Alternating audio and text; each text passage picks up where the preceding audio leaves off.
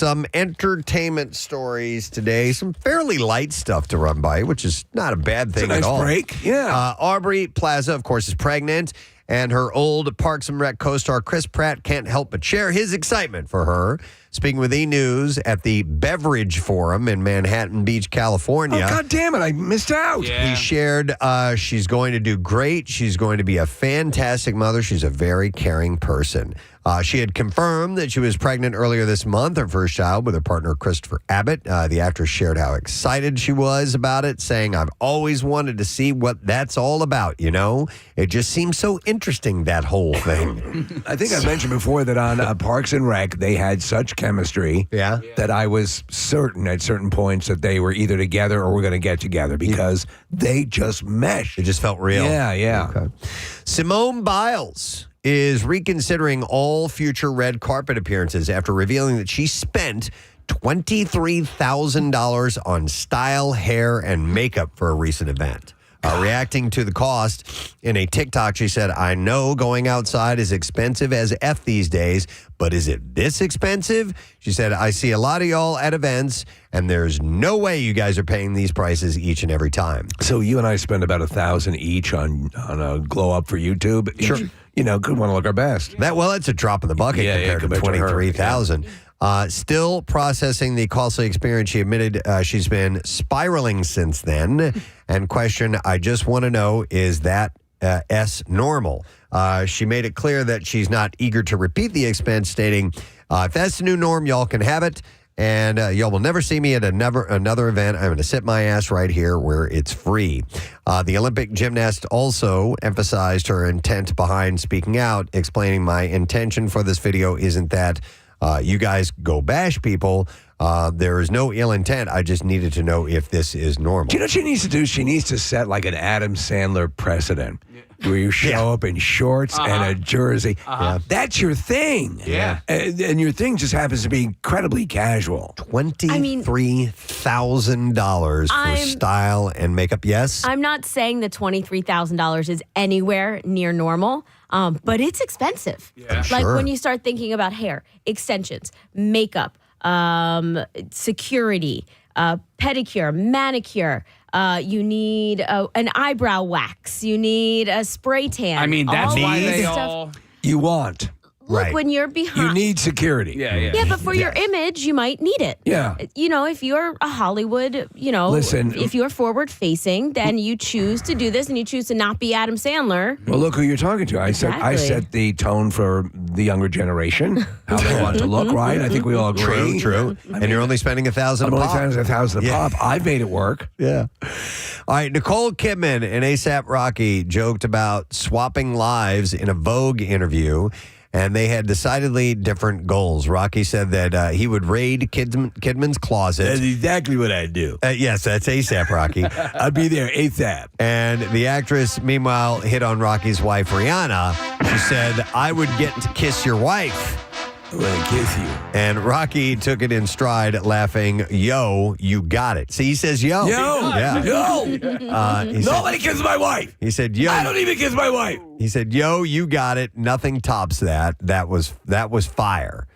Fans online love the moment, saying that she didn't miss a beat, and who wouldn't want to kiss Riri anyway? Rihanna has, doesn't she have pistols tattooed on her thighs? Like they're tucked in? Right, at about I don't know. gunslinger level? I don't know. I thought she had that tattoo done. She Two tattoos. may have that. I'm not really tattoos. sure. She's got several tattoos, but Yeah. Marissa just pulled up a picture of her. I don't see the guns, Steve. She does have like wings coming down between her cleavage. So All right. Ooh, she has a gun back here, kind of on her side. It's a little. All right. It's a single pistol, Like a Derringer? Not that small. I mean, it's just a small artwork. Okay. But anyhow, it doesn't Desert Eagle. it doesn't look like a Derringer.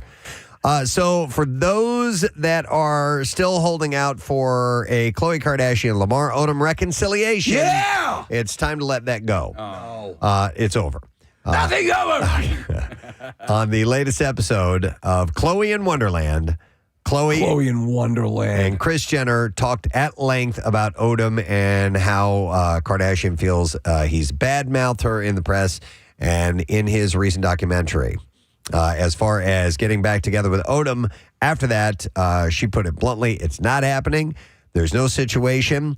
The bridge is burned, and I have no more rope left to throw over. So it sounds like it's over. Listen, Nothing is over! Thank you. He has a busy schedule because he's running rehab clinics and he's constantly getting arrested for public intoxication. That's right. Yeah, I mean, that's hard to juggle both of those. it's a full schedule for sure. Charlize Theron is all about dating, but as far as living under the same roof as her partner, she is not in that headspace. In an interview for the Drew Barrymore show, Theron explained that she's at a point in her life where she needs her own space for her and her kids.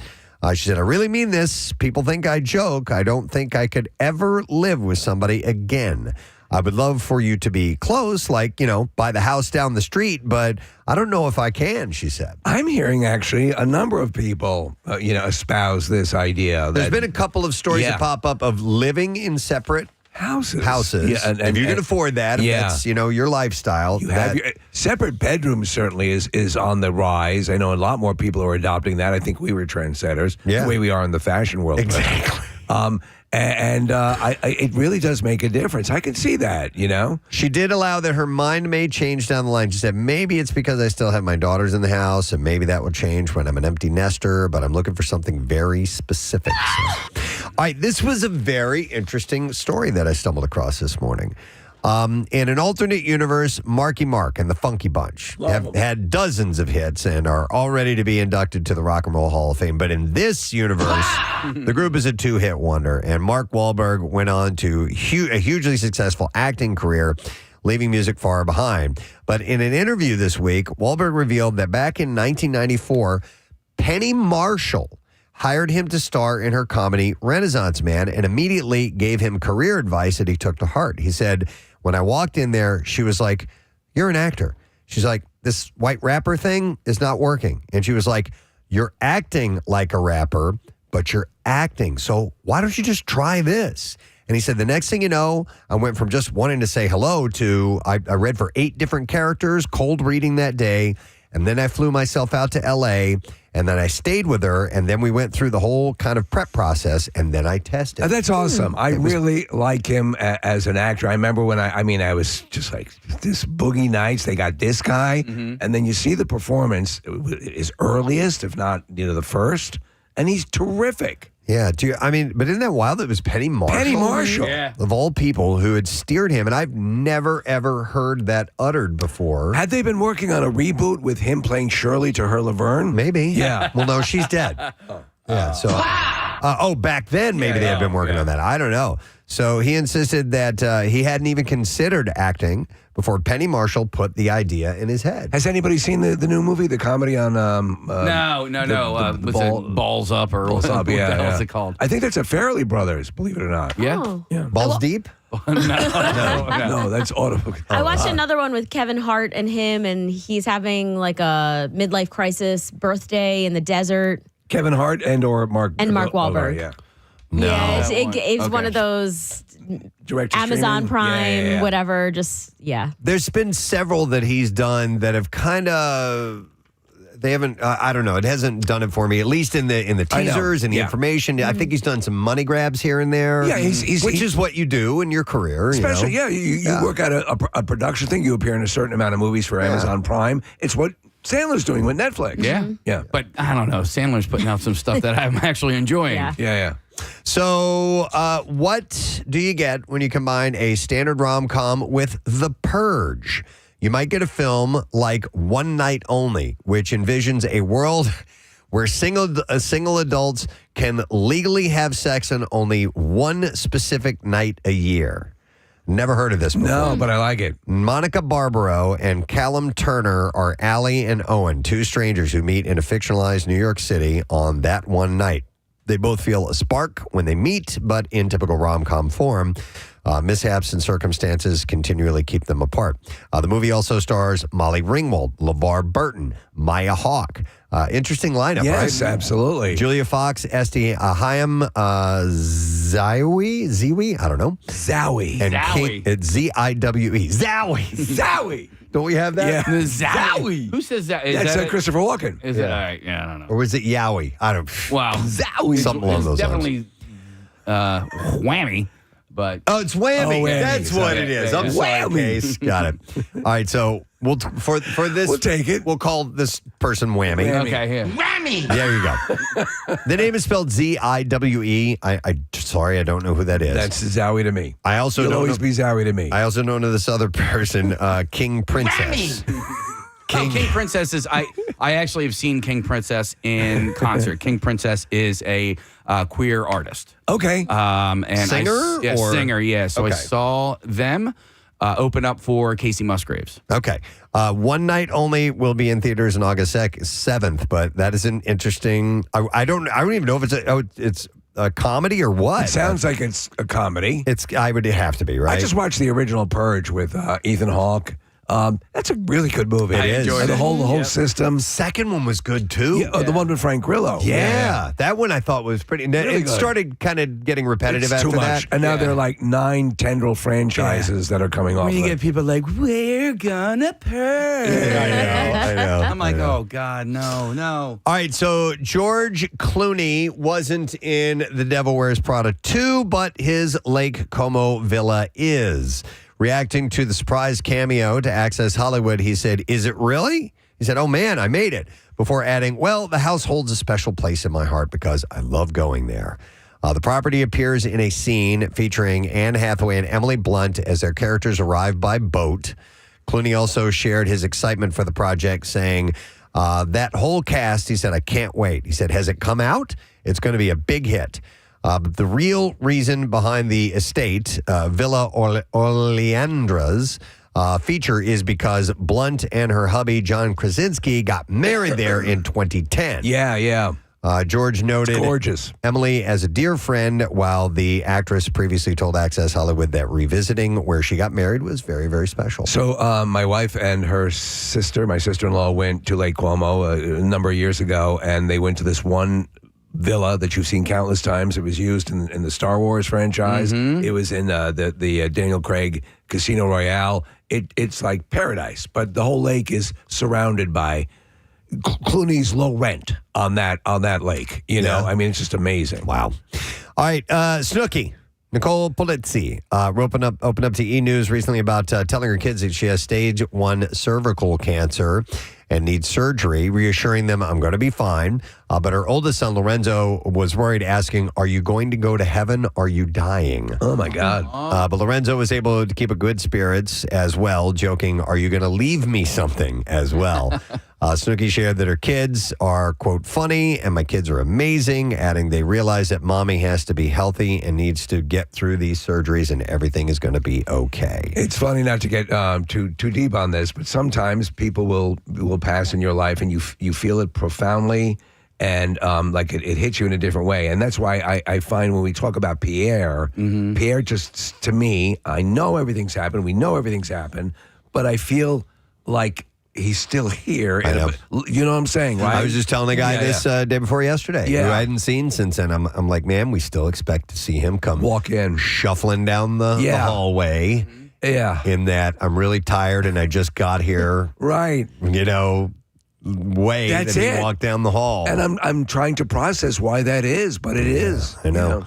The Jersey Shore star admitted she initially had a breakdown and was hysterically crying, fearing the worst after her diagnosis. Thankfully, tests showed the cancer hadn't spread, and after an upcoming hysterectomy, she won't need any further treatment. So, Excellent. yeah.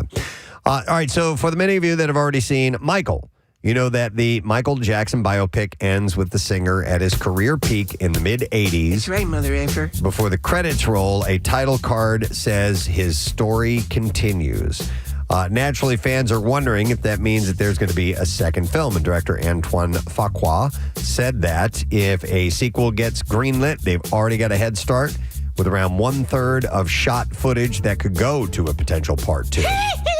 He said, "We went pretty far. We went through the allegations we couldn't use. We went farther than that. We went to the doo-doo feces fate." No, he didn't say that. But he said maybe a year or two after that, 1995, when things turned against Michael. There was doo-doo feces thrown all over the walls. It's covered in ass. Oh, my God. He asked on the mirrors. He asked on the windows. He said that if there is a sequel, He said that he would like to direct it if the schedule works out. He said it would kill me if somebody else did it. I've seen a whole bunch of videos on social media, Preston, of people in theaters because they're recreating iconic moments from Michael Jackson's life, the full production, the production of the Thriller video, and they're doing it. It's just amazingly accurate, and the audience goes nuts. Yeah. Like it's one of those. It almost becomes like a Rocky Horror Picture Show. Okay. And they say in a number of theaters, people actually get up and start dancing. At the end, there's this apparently like a montage of music, and people are dancing up, by the screen. It's pretty wild. Okay. I'm not. I don't have much interest in seeing it. I think I do. Yeah. Okay. Yeah. I mean, I'm fascinated by the guy's story, but Yeah. I don't know why it hasn't grabbed me for whatever reason. Casper the Friendly Ghost may be coming back in series form. He's a friendly ghost. Disney has announced that they're developing a new Casper live-action series to air on Disney+. They're just trying to find the right kid to kill. I guess so, yeah. right? So they can have an actual The ghost, spirit. yeah. Details are few, with the proposed series in the early stages of development. That was always a realization when you're a kid. By the way, what you're looking at is a dead boy. I know, right? It doesn't even kind of dawn on.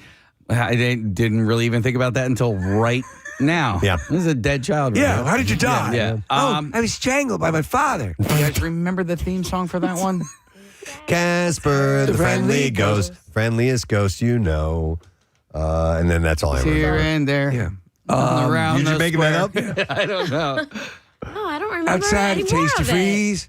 Ryan, if you wouldn't mind seeing if you can locate the Casper the Friendly Ghost the friendliest jingle. ghost you know. That's about where I stopped, Preston. Yeah. I remember the 90s movie. I loved it with Christina Ricci and Devon Sawa. There were a couple. They made a Wendy too. Do you remember that? Wendy, the young witch. I don't remember the female witch. They made a movie. She was a dead girl. No, she was not a dead girl. But Wendy and Casper had crossovers. That's right. And Marissa, look that up if you don't mind. Who did the?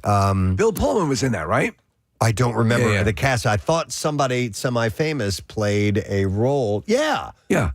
Who is It's that? Hilary Duff. Yeah. Bill Pullman was in the Casper. In the Casper With movie. Christina Ricci. Yeah. So was George Hamilton. Wow. He and was- Shelley Duvall. This is in Casper and Wendy. And Michael Madsen. And Terry Garr. Casper Van Dien from from the Starship Troopers. Yes. Yeah. Okay. So anyhow, it reportedly the details are few right now. With the proposed series in the early stages of development, it's reportedly envisioned as a modern update on the classic ghost story. If you give it a Wednesday sort of Well, it says it's supposed to have a dark edge, much like Wednesday. Oh, I didn't hear that. That's Oh, awesome. okay. Yeah. So do we have it? Not yet. No. Not We yet. have the Flyers scoring the winning goal. Yay! Leads off back to York. Arista. That's actually better. That is better, actually. So, by the way, Steven Spielberg will be on board as one of the series' executive producers, believe it or not. All right, we have it now. This is the Casper the Friendly Ghost. Here we go.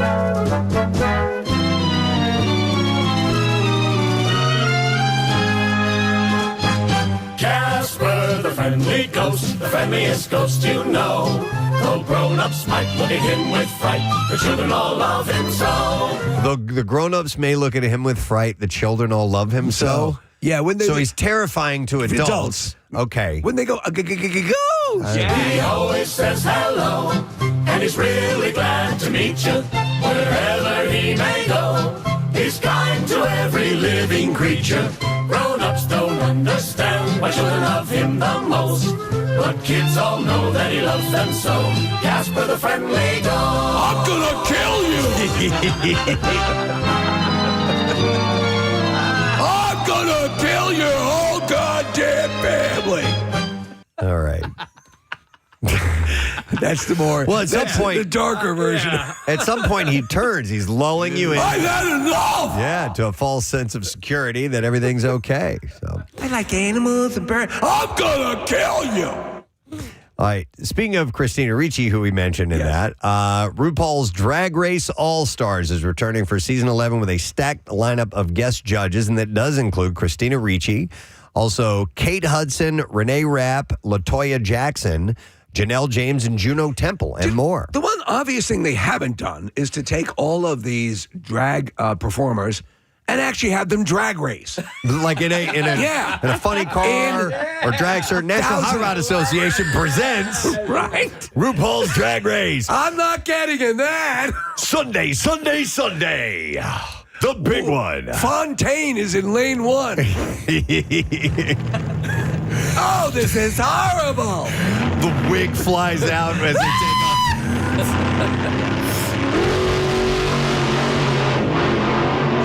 Could you imagine? Slay. You would watch. Would you not watch that hell show? Yes, I would watch that. Are you kidding me? There is a series of drag queens drag racing. Oh my Love God. it. There you go. We want RuPaul. Drag Queen Drag Race. Marissa pulled this up. It's a Nissan GTR versus a modified Audi TTRS. Oh, cool. And they're drag racing in drag. That's brilliant. Have you ever been at a drag race? I've never been to Top Oh, Fuel my stuff before. God. No, I It's would. amazing. It's so pathetically loud. Do you know Dwayne?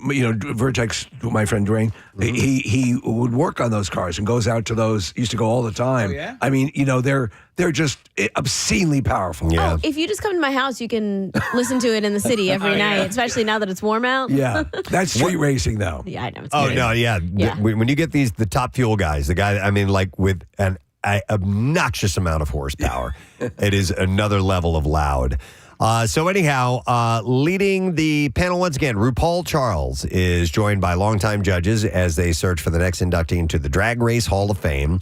The competition will feature returning queens battling through a bracket-style format, all fighting for the $200,000 prize. The new season kicks off May 8th on Paramount Plus alongside its companion series, RuPaul's Drag Race All-Stars, Untucked. So here's something that I've always wondered: what NASA should consult when we're sending people to Mars and they're looking to get as much space inside the capsule. Ask these guys how they tuck, because I mean it's astonishing. It is, yeah. All right, and then one last story. Netflix has announced that Enola Holmes 3 will be coming out July 1st, with the film once again starring Millie Bobby Brown as the title character. I enjoyed the first two. Yeah, me too. Yeah, a lot of fun. All three films are based on the Enola Holmes mysteries by Nancy Springer. Brown plays the younger sister of the famous detective Sherlock Holmes, solving mysteries much as her older siblings does. Is Henry Cavill back on? Yes, he is. And it also stars Louis Partridge, Himesh Patel, Helena Bonham Carter, and Sharon Duncan Brewster. All right, we are going to play some clips for you. Big Bang Theory spinoff, Georgie and Mandy's first marriage, follows young parents navigating life in 1990s Texas. And here, Emily Osment explains what makes the show a success. It's a relatable show. It's a show about a young family with a kid, and I think that's something that a lot of people can relate to. And our world is very scary right now, and having a television show you can just put on and make you feel good is something we all need. And new episode of Georgie and Mandy's first marriage airs tonight, 8 p.m. That's on CBS. All right, here's our next clip. Ghosts finds a couple inheriting a country home filled with a crew of comical specters. And here, Richie Moriarty praises the kindness of the entire cast and crew. You know, I say this all the time, but it is so true. We're making this show with like the nicest people on the planet. To be part of this cast and crew that is just filled with lovely human beings just makes it extra special. So I feel very lucky. Shut up, dummy. New episode of Ghosts airs tonight. That's at 8:30 on CBS. My wife watches that. She likes it. Yeah? Yeah. All right, and there you go. That's what we have. And our entertainment report for today. We got a lot happening today. Whole lot, friends. No sad dough. Of course, you know that by now. 8 and 10 o'clock, your chances to win $1,000. Get yourself prepared for that. But we have several guests on the program. Today is a four-guester. We're going to start with Gene Simmons. He's going to be checking around at 8:20. We had to reschedule from yesterday. After Gene, we're going to talk to Scotty Hartnell this morning. So cool. Hartsy's checking in, obviously, about the victory and the move on to the second round of the playoffs. Great footage of him and JJ freaking out last night. Love it. We also have actor John Michael Higgins. Yeah. He was rescheduled too. America Says. You can see that on Game Show Network. He's the host of that show. And comedian Duncan Trussell will be on the program, too. He's at Helium Comedy Club this week. And I think at 11, we're being presented with the most rescheduled show and radio award. Yeah, I think so. It's a lot. So we're going to take a break. When we come back, I'm going to announce something. We have the return of something that we love doing here on the Preston and Steve Show. But we'll bring you up to speed on that whole thing. Come back in just a moment. Obviously, a lot taking place. We want you to be along for the ride. So strap in, and we'll do this thing together. Stay put. I think sometimes paints a picture for us. You come from XYZ background, so you must go down this certain path. And, I'm basically here to tell you that it's bull. The only thing that matters is if you believe in yourself and you surround yourself with good people that want to uplift you and push you to become the very best version of yourself. Everybody has the same opportunity as long as you believe in yourself. And, nobody has the right to come into your life and tell you what you can and cannot do.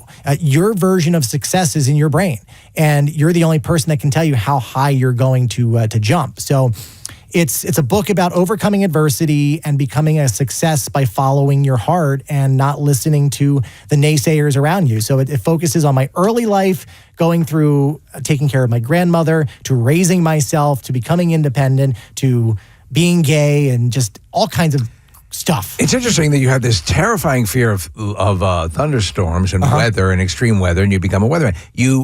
When you're thinking about offing yourself, you go to the railroad, but you're a big fan of trains. I am. Yeah. I am. So if I didn't get into meteorology, I would have been a conductor, a railroad engineer. Oh, there you go. So I grew up on the trains. I used to wear a conductor uniform on the Atlantic City line. I'd help out all the crews. I had such a great time. Like, you'd be thrown in jail today if you ever did that kind of stuff. But this was the early 2000s. Steve, it's like Batman Begins. Why bats? Bats frighten me. Right. Exactly. Yeah. Exactly. Yeah, it's interesting. You take it head on and use it. Use that as your power. Yep. 100%. Wow. What a success story, man. This is great. Thank you. What do you see? How do you see this morphing, Nor'easter Nick? So I'm in the process of helping build what's called the National Weather Network. And we're going to basically replicate what we're doing in New Jersey and the Philly area across the country. We've got 15 other guys that are involved in it, very well-known meteorologists in their markets, mostly from the South, because they don't have many O&Os down there. So people stay with O&Os, different than up in the north. What is an O&O? Owned and operated. So like your NBC, like not the affiliates. There's a bunch of affiliates in other parts of the country that aren't in major cities. So they're leaving, they're starting their own digital platforms, and now we are banding together. The goal is to have one of me in every single state and tie it together in this network. But aside from that, locally, it's just continuing to grow the platforms, Facebook, Instagram, and TikTok. You could have that network connected by a railroad system. Right. Yes. There you go. Our Become system here pales railroad. into comparison to like Europe. You can't get anywhere here. Yeah. And when we're done with this interview and we wrap up, can you show me how to tie a bow tie? So, funny story. I haven't worn this in over a month since our last snow. And the superstition is I've been wearing this the snow tie bow tie. Yeah.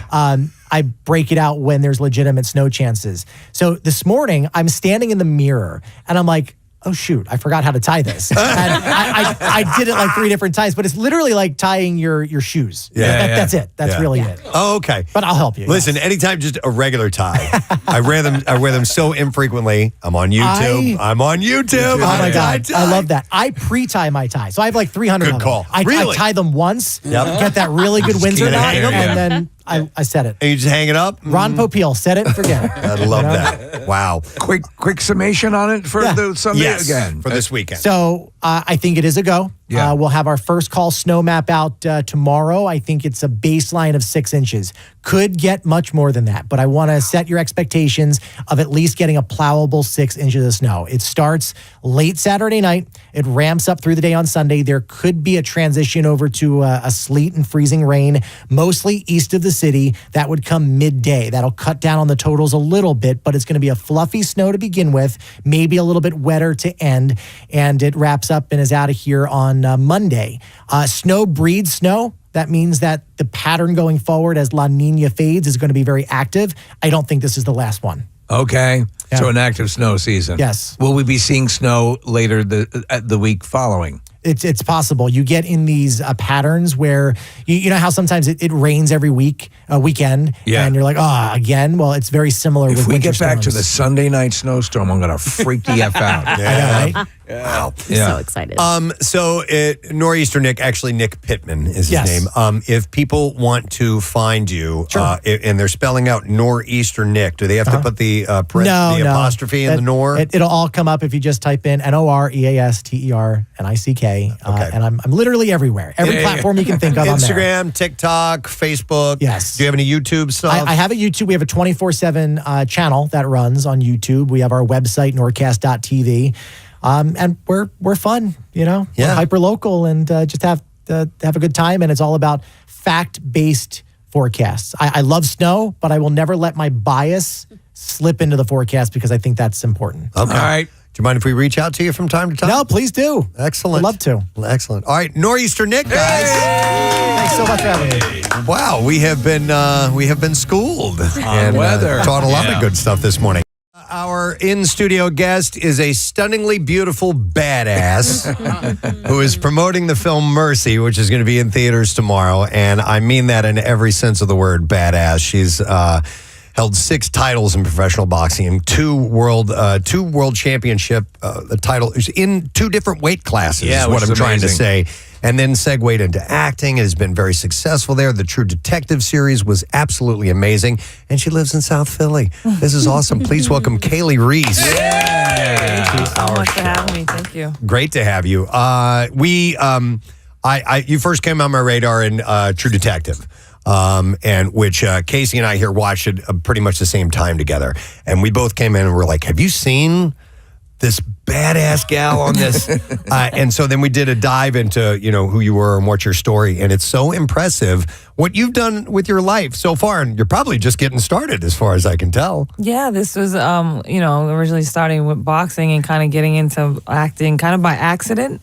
A happy accident, and True Detective was my 3rd job. First TV show, third job with Jodie Foster. Jodie Foster. And I failed to mention at the top, nominated for a Primetime Emmy, Golden Globe, Critics' Choice Award as well, and a few others on top of that. So you came out swinging. I did. I mean, I can't do I don't know any other way. Well, we want to talk about Mercy, obviously, which is what you're promoting, which is now you've gone from Jodie Foster to Rebecca Ferguson and Chris Pratt, and a great cast in this. So, I mean, it seems to me that you said boxing found you, and it seems to me that boxing and your training for it and how you have learned to adapt and roll with the changes has informed everything you've done from there on in.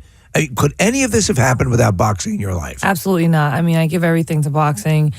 Boxing found me at a point of my, adolescence when I really needed something different. Coming from a sport background, coming from a very artistic, musically inclined family, but I played team sports, but there was a lot of things that were going on that boxing kind of saved me from. It was the first time I had something that I was only paying attention to that one thing. If I was jump roping, I was jump roping. I wasn't thinking about all the other things that was going on in my life at the time. And it's given me a lot of opportunities. I've traveled the world. It's taken a lot from me. I've missed weddings, funerals, graduations, events, holidays, birthdays, all the above. But that's how it works, though. It's sacrifice. Yeah. And I got found because I boxed and what I boxed for and what I represent. That's how I got found with acting. So I wouldn't be sitting here if it wasn't for boxing. And you had a guy who's kind of your customato who kind of said to you while you were boxing, you're going to be an actor. Yes, that was my... out of the blue. Out of the blue. I mean, he's known me since I was, 13, 14 years old. Dr. Roland Estrada back in East Providence, Big Six Boxing Academy. I call him Pop. Everybody calls him Pop. Yeah.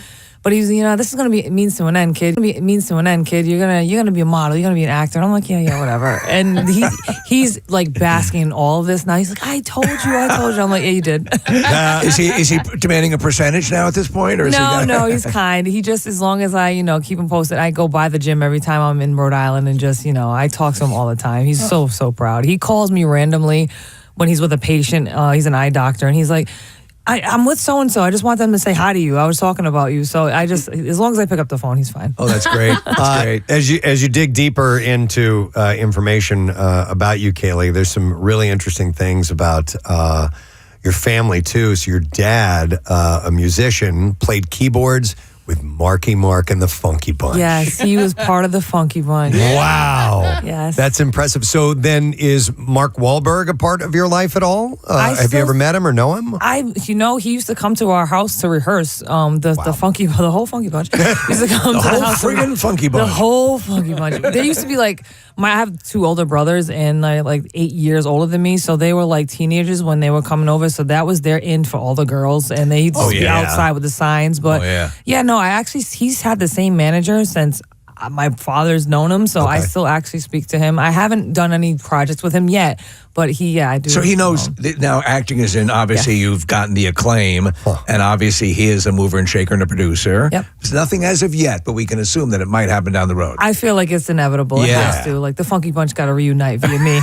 Funky Bunch the movie. Yeah. There you go. Well, let's talk about Mercy because it stars Chris Pratt and Rebecca Ferguson, who's like a total crush of mine. I love her to death. But the concept of this looks pretty wild. It looks like the world is delved even deeper into lawlessness, and Chris Pratt's character tries to reel it in with this really radical idea of justice, right? Correct. Okay, can you explain a little bit about that? Sure. It's called Mercy. So this concept is this Mercy Court is run by an AI judge, played by Rebecca Ferguson. And if you are caught and accused of a capital crime, then this AI, you go into this Mercy Court and you have 90 minutes to prove you're innocent. So you are guilty until proven innocent. And the thing is, you have the access of everything that was, to prove you guilty. You have access to all this information, to this municipal cloud that everybody has to register to. And if you can't prove your innocence, you can't get your innocent percentage put below a certain percentage, then you're executed. So no lawyer, nobody represents you. No. You have to. You represent. Excited about this. It's that time of year, my friend, where Monday morning we will reignite Preston and Steve's Coolest Teacher Contest. Been doing this for several years, and it's very simple. We will announce a different area high school each morning at about 6:15 a.m., and then we'll give students from that school 24 hours to vote for their coolest teacher. And voting will take place at PrestonandSteve.com. We'll explain it all. We're just giving you an advanced warning that we're going to be doing this, and if you're a student, to start thinking about the teacher that made a difference over the past year, who you think falls into the category of the coolest. And the next morning after the voting is all done, we'll make the announcement, and the teacher will win the official Preston and Steve Coolest Teacher of the Year coffee mug, a $50 Dunkin' card, and a Dunkin' tumbler. And it's just a little nod to those teachers who go above and beyond and make a difference in students' lives. It's a simple thing, but it means a lot. Yeah, so this is year number 14. We are kicking it off. We have had, teachers who have retired, teachers that were students of teachers who won. Yeah. Like, it is a generational thing. I love it. So we'll get it going again on Monday morning, and just be aware, we draw them randomly. That's the only way we can do it. We can't do every single high school in the region, and we put the names in jars. Sometimes they're repeats, sometimes there's brand new ones, but we'll give it a shot. We'll see how it goes. And it's just, listen, it's an overall thank you to the teachers that make a difference. We've met a lot of teachers over the years, and have made significant changes and enhancements to these kids' lives who, as you said, Marissa, are now adults, many of them teaching themselves. Yeah. So, and the ones who stand out to students, I mean, like I had a couple of favorite teachers here and there. I was like anti-teacher. Well, yeah. Who was your favorite? Wow. Well, man, it goes back to like first grade, Miss Spring. Aww. She was awesome. Yeah. I love my kindergarten teacher, Mrs. Cross. However, she locked the bathroom door one day when we were out on a field trip, and she told me to go back to the classroom, and there was a bathroom in the classroom, and the door was locked, and I pissed myself. And I remember that. But I didn't hold it against her because she was senile. Oh, she was senile. Okay. Well, then you understand that. She was sweet, though. Yeah. All right. But anyway, we're getting that started on Monday. So we want to just remind you and get you set for that. All right. In the meantime, there's been some surveys that have come out, and I think we need to get to. Did we say that? Yeah. Yeah. We did say that? Well, Steve and I were talking off air, and we said we were going to do survey says. I wasn't paying. I'm not You sure. were cooking. Guys, was I cooking? You're eating a candy bar. No, I'm not. What are you eating? I'm eating a protein bar. Protein bar. That looks like a candy bar. Yes. Okay. All right. Well, I understand that, but nonetheless, I have a bunch of these surveys, and we haven't done survey says in a little while, so I figured we were going to that. All right. I mean, they start to pile up. We'll do one with starts with students, but these are new grads. This is a report from ZipRecruiter, a survey of 1,500 graduates from the class of 2025 and 1,500 college students set to graduate this spring. And this is a list of majors that new grads regret the most. Majors they regret the most. I'll be curious to hear this. Yeah, so the fields with, so you have the fields with the highest regret from recent grads are political science, international relations, and public policy. Huh. Yeah. So liberal arts also, I'll dive through this. Nearly half, 46% of those majors aren't satisfied with their choice, the job site found out. The reason for not being satisfied is lack of employment or not fulfilling when they get into it? That's a good question. Specified. I mean, it's not a specific enough degree. It's almost like you're majoring in high school when you go to college. Yeah. You know what I mean? Like a liberal arts is like you're basically just taking gen ed classes. One of the things to do is if you're not quite sure and you need a little bit more time to focus in, you can do the liberal arts route in the first year or two. And then, while you try and focus in on something. I understand that. And then study neurosurgery in your third and fourth year. You don't want to just go to college to spin your wheels. Yeah, and you know, that was one of the messages that I was imparting to the youth of today on Monday, which speech. is forward momentum. Momentum goes both ways, forwards and backwards. So you want to make sure that you're moving forward and trying new things because you don't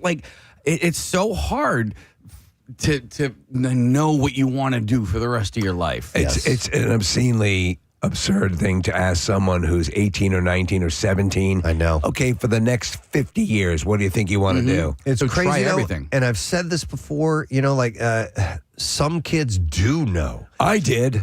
You did? Yeah. Okay. I wanted- I've encountered them. They're not my kids. No. They fall in the other category. You did too. I did too. But I was amazed at the people when my kids were in high school that they were friends with who were like, oh yeah, I want to do this. Yeah. I absolutely want to do. And it was sometimes like ambitious and that's great. I love it. But I'm like, wow, you really thought that through. Good on you, man. Mm-hmm. But it's such a confusing time. It is. I mean, we're the anomaly in that case where you basically have where you want to arrive. Now, did I arrive the exact way I thought I would? No. And neither did I. This turned out to be much better. Yeah. But at least to have the bumpers up on the bowling alley lane help, So communications, media studies, and public relations majors are a close second for most regretted major. 39.2% of them regret their decision. Not me. But it's not just liberal arts grads having second thoughts. A third of physical science majors, those who majored in physics, chemistry, or earth sciences, regret it as well. Struggling to find a job, Steve, is part of the reason that they regret what they studied, but finding out jobs in their field pay less than expected is also driving regret. Yeah. That's especially true for those who studied public health or health administration, as the pay they got after landing a job was an average of 43.8% lower than expected, according to this study. Agricultural, environmental science, English, and journalism majors found pay was 30% less than they thought it would be in their post-grad jobs. Do they give an indication as to what, well, this is one type of survey saying what they're disappointed with. Was there any suggestion as to what the most sought after are? No, that would be a different survey. So let me give you the other ones. Third on this list is interdisciplinary studies or general studies. I regret that. I mean, if you are announcing what it is and we don't know exactly what that means, that's probably going to be a problem. Number 4 is physical sciences. Right. Number 5, criminal justice or law enforcement. So they regret that. I find that interesting. I think I wonder if if there's a lot of interest in that now because of the crime podcasts and all that stuff, if people are interested in getting into. Well, this is 2025 and current I guess students. not then, yeah. Number 6 is sociology, anthropology, or social work. Number 7, public health or health administration. Number 8, biological sciences, which would include biology, neuroscience, and genetics. You're dealing with some heavy hitters here. Yeah. Number 9 is English, literature, and journalism. And number 10, history or philosophy. What about puppetry? Puppetry is not on here, and I don't know where you would major. Right. Harvard, of course. I guess. Yeah, that's where. But I'm sure that the people get a degree that major in that I have a passion for it. You know, I have an odd interest in one, and I would probably get into it for 10 minutes and go, "This wasn't a good idea," but philosophy kind of interests piques you. my interest a little bit. well then why don't you read some Freud books and stuff like that? Well, you know what I mean? Like what Freud is psychology. Psychology is okay. Well, this way you can This is know what you don't Hang want. on. I said Freud, but I meant something else. Did you mean Socrates, Aristotle? No, I think Freud is a modern philosopher. Okay. He's I'm not going to argue if you believe that in your heart. Yeah, Freud, Socrates, Aristotle, like all of those guys. Casey, I always knew him as a psychology. Okay, no, you're probably right. So I don't really. Well, you forget he had that summer job. Oh, as a philosopher. This is a Right. stand-up philosopher. All right, so I found this website said how to self-study philosophy. The number one tip, be patient. Okay. Out. Yeah. 2, start with real life. Okay. 3, use the internet. Okay. 4, history counts. Okay, these are extremely vague. Marissa. Yeah, sorry. I would say this is that I did read a lot of the philosophers you're guided to in college, and it is sort of mind expanding, but it is also a slog to read. Yeah. A lot Oh, of I'm that. sure. Yeah. Oh, I would want a thumbnail version of it. I would, just what are the basic philosophies that are there? And I don't know if I'd be interested in them, but I am intrigued by it a little bit.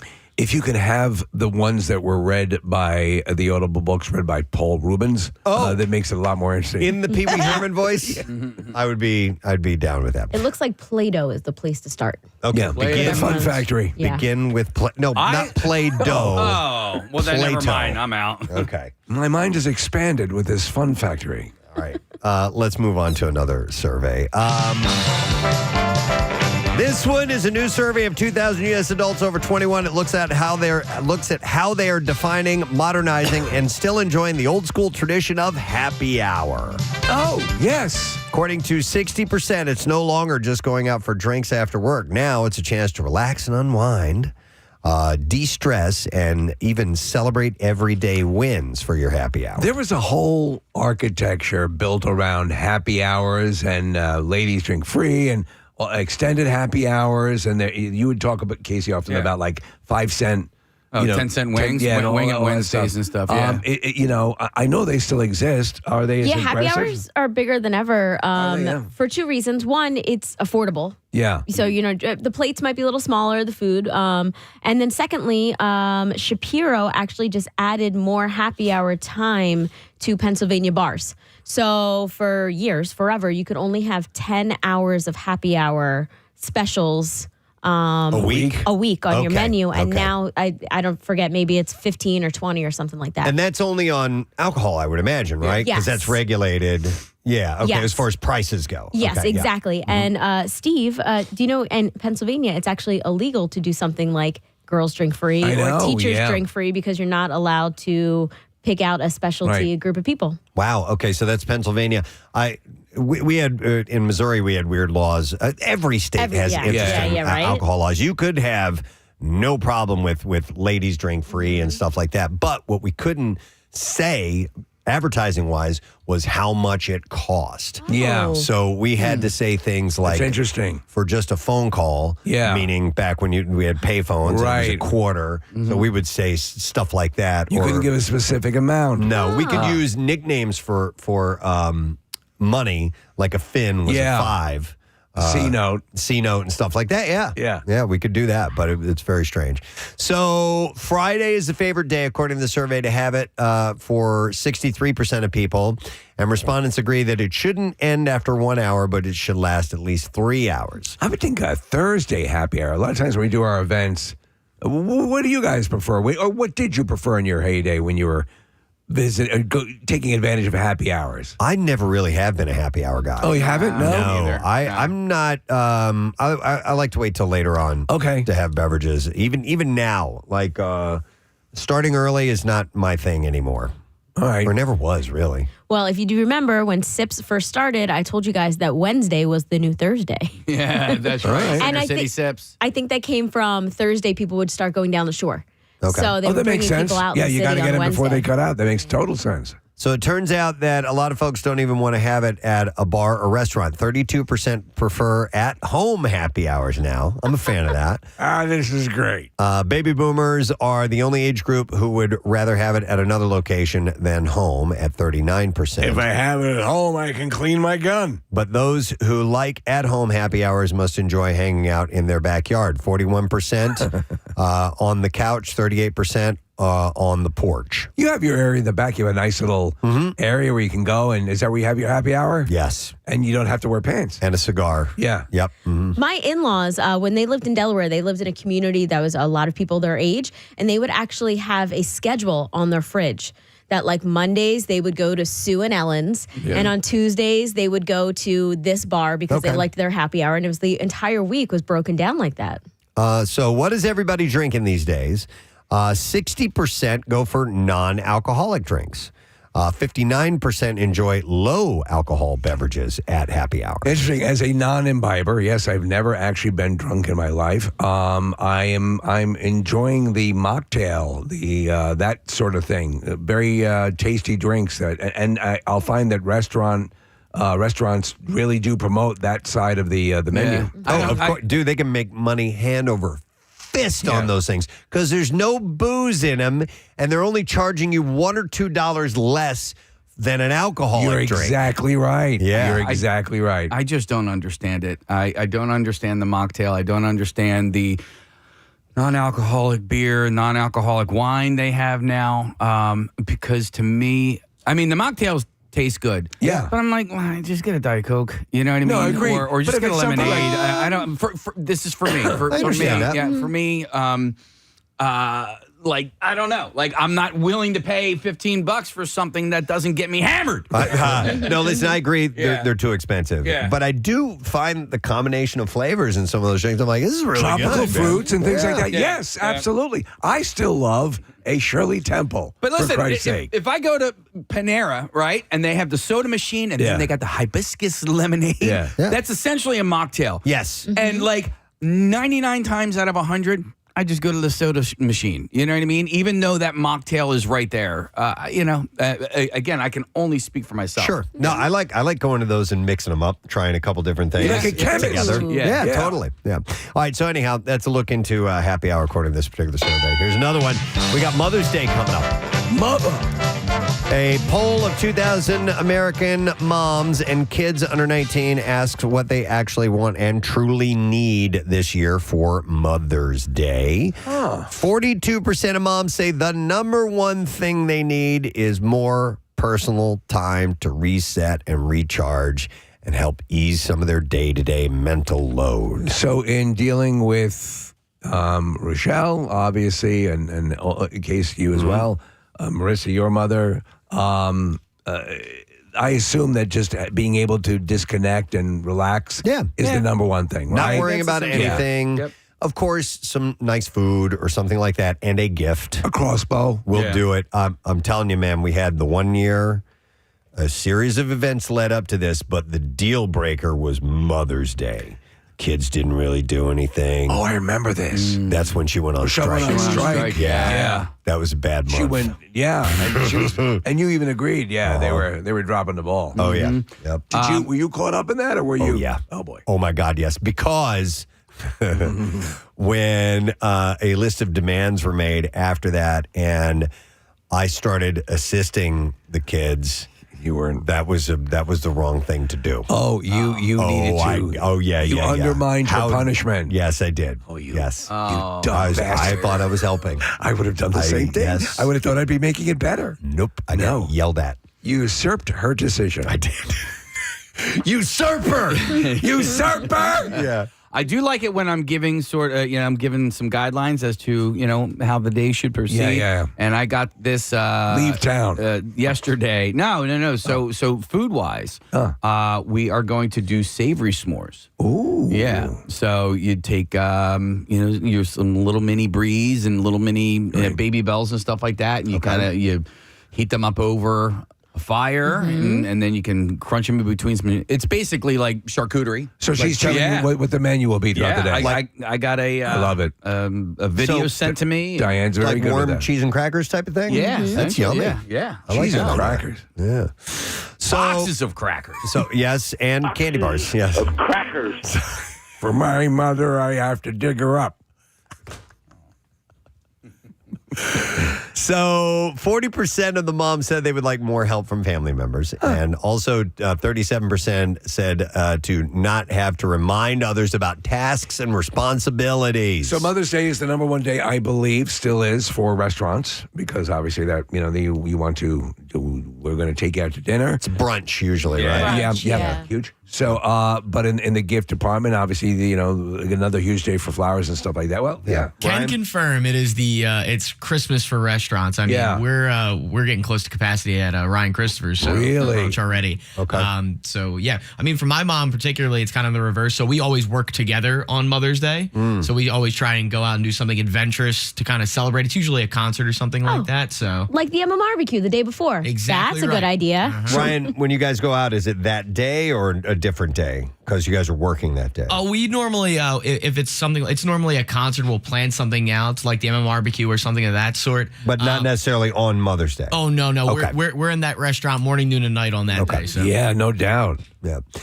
So better communication within the family is something that mothers request. Like telling your husband you don't want him to help the kids. That's true. And better follow through from their kids. At 32% said that less responsibility in general is what they're looking for. So take something off mom's plate if you can. It's the best thing to do. Yeah, I love that idea. And of course, a Steven Singer rose. That as well, most definitely. All right, here's another survey. Survey says... let's see. A study conducted by Talker Research for Mental Health Awareness Month spoke to 2,000 Americans, and they have apparently reached out to people and asked their main these are people who have gone with no contact with certain friends or family. Oh, they completely shut them out. Yeah, 38%, according to the study, 38% of Americans have gone no contact with a friend or family member in the last year. Younger Americans were more likely to do so than older Americans. When broken down by generation, it worked out this way. I don't want to talk to you. There we go. 60% of Gen Z have gone no contact, 50% of millennials, 38% of Gen X, and 20% of baby boomers. So it gets less and less the older you get. I think, well, yeah, I my theories about that, but continue. So here's the reason as to why people went no contact with family and friends. So 36% said it was because that person wasn't respectful to them. 29% said it was because their relationship negatively impacted their mental health. And 27% said it was because the other person was too negative in general.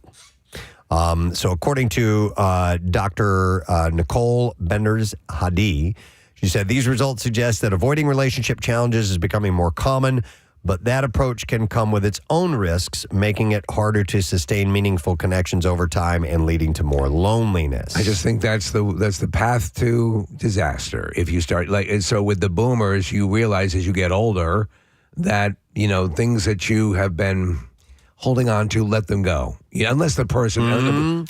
Okay, I understand that. Yeah. But if you have a toxic person in your life, that does more damage than it does good, and holding on to something can be, and listen, I'm going through that, okay? So the reason I'm speaking from that perspective. So, and this is one person, correct? Yes. So in the vast scope of your life, people you may have disagreed with or had moments where you were not communicating and then communicated with them, did you find that was a... reconnecting people with people is great. Thing. Yeah. Sure, so absolutely. No, there's no question you can have someone who's just incendiary. Yeah. And is just not... And you also have to know when to recognize that. Yes. And that's what hitmen are for. They're cheaper these days. They're cheaper these days. Yeah. But I think, so... You just see it more and more that people let moments pass and then say, God forbid, you lose the person in your life. It's that old thing, about... what could have been, what might have been, if only we had tried. Yeah, it also depends on how serious the issue is. Yeah. That is the issue, you know what I mean? So you face the shower when you walk in. I mean, I'm done with you. Prioritizing communication, setting healthy boundaries, and staying engaged, even when it is uncomfortable, can help people preserve the relationships that support their mental wellness. Yeah. But you got to weigh that. What's mental wellness and what's negative to your mental health? I mean, dude, you eat bugs. I've come to a point in my life where the overwhelming negative things I just want to be done with. I just don't think they're worth it anymore. Yeah, I don't like hanging around contrarians, but I get it. But I think in your life, if you have family members, or try to put things, try to accentuate the positive if you can. Yeah, but you know what? If you can't, you can't. And so, at a certain point, I know what you're saying, but family, just because there is a blood relation, doesn't give you the right to be in my life. Well, to use that also is I'm family. Yeah. You know what I mean? As well. I believe wholeheartedly in chosen family. I was just at a memorial event over the weekend where a friend of mine was giving a eulogy and had pointed that out specifically, how chosen family can be as or maybe even more important than blood family, depending on, because we're all individuals. Yes. We're all individual people. I would suggest that the family you abduct is the more important family. Because you work to get that. Right? And they can hang you out to dry. You had to buy the van. You had to black out the windows. You can get in a lot of trouble. And you have to continue to work. It is a minute by minute job. No, I don't have a secret basement. It can crumble at any moment. So, all right, an interesting look into that in Survey Says. Let's go to another survey. This YouGov survey shows that Americans are pretty split on whether humans are wired for monogamy. It was a poll of 1,074 adults across the country. It finds only about a third of Americans think most or all people are monogamous by nature. Great band, by the way. Monogamous by nature? That was Naughty by Nature. Oh, I'm sorry. Not because I hate you. No, Naughty by Nature. Not because I hate you. Monogamous by nature. What song did Naughty by Nature do? OPP. OPP. Yeah, you know me. Yeah, you know me. All right. Who's Man, down? that was a banger back in the day. Monogamy. You down with OPP? Yeah, you know me. So it includes 7% who say all humans are monogamous by nature. So that's a minority, obviously. 24% say most are monogamous, and 16% say half are. But 12% say most people are not monogamous by nature, and 8% say that all people are not. Well, that's what this song is about. Monogamy. This song is all about messing around. Yeah. Harmony. Wow. Monogamy. Oh, man. That sample. Is that from ABC? Yeah, it is. Yeah. 2, 3. Yep. What do you think? So I'll tell you this. Sorry. Listening to the song is good. Yeah. All right. Like with just recently with Claire hurting and having this thing with her John, I mean I couldn't care about. I just care about her, she's everything. Yeah. And when and you're like, I got to do the best I can for her, and we all do for the people in our lives that we love. Mm-hmm. And in this case, my wife, that I can't see. It's an alien notion to go outside or to. Yeah. It's her, and it will be her. You know what I'm saying? Oh well, sure. Yeah. I know exactly what you're saying because I've got mine too. Yeah, but if it depends on how you define monogamy, because relationships can go sour. No. They can go sour and they end, and then you move on to someone else. You're no longer monogamous. Does it mean that you're not in a committed relationship with someone? That's if you're going from relationship to relationship. That's different. You're just conducting life. But you're saying if you're in a relationship and you're going messing outside, around, that's not being monogamous. I think that some people aren't and some people are. It all depends in your world on their essay writing skills. It's true. For those who don't know, I had a girl in high school write essays for me, and I gave her sex. Yes. That's how it and works. she loved it. It's an equal trade. I think it's also different that, it's not a one-stop shop anymore. And I think that's more acceptable. Like you can have a relationship with somebody that is physical, and then Yeah. a relationship with somebody that is loving and just emotional and just, Anal. Hey, we know somebody who's in a thruple. there you Yes. go. A very, very good friend of ours, and they are happy. They're a happy threesome. I see them nothing but all benefits to it. They seem to be quite happy. All of that taboo stuff, while it is still, essentially taboo, is a little bit more accepted these days. So when you talk about thruples or cuckolds and all of these types of things that go against what we call a social norm, it's all of that stuff is more out in the open now. And listen, some people hate that, right? Yeah. Some people want all of that stuff in the shadows, but Right. like it or not, it's not in the shadows anymore. So you just kind of look at it and you're like, oh, I know that person. And I've known that person for a long time, and I think that person is a good person. It just so happens that they have 2 wives or 2 girlfriends. What or, you do, know, it's your business. If Yeah. you're happy, if you're good to people, if you're a kind person, have at it. If you're happy and you know it, Clap your hands. please. Yeah. Just no kids and animals. It's just you and me. As I have gotten, thank you for that, by the way. As I have aged and learned more in this world, one of the things that the conclusion I have come to, specifically as of late with my own kids, is that there are all kinds of people in this world. And we all have different ideas and philosophies. And as long as you're not hurting anyone, That's it. then let your freak flag fly and be who you are. I am totally down with that 1,000%. Peoples is peoples. Damn right. We learn anything from the Muppets. Peoples is peoples. Peoples is peoples. Okay, taking that thruple that we know, so they are 3 people. Is that a monogamous thruple? Yeah. Because they do not go Yeah. outside of that thruple. Monogamy is the commitment to that relationship structure. It would be thronogamous. Well, that's That's what what I'm I'm saying. wondering. Maybe not the actual definition Yeah. of the word, Yeah. but I know the gist Yeah. that you're getting to. I thought you were going to say another word. I think that it is that these guys they have defined this, they know what it is, and they're sticking to their agreement. Like I say, you don't get into mine. Keep your nose out of my business. You do you. And again, there are just some things I think we can all agree on that you shouldn't be doing. But regardless, I think I get a tremendous amount from knowing that, and I think we do in our relationships, that person is. Claire's got my back. She knows I have her back, and it just means the world. To quote Billy Joel, go ahead with your own life. Leave me alone. Right. Yeah. That's it. Leave me the hell alone. So Get away from me. Get away from me. I'm in a throuple. Get away from me. I'm in a throuple.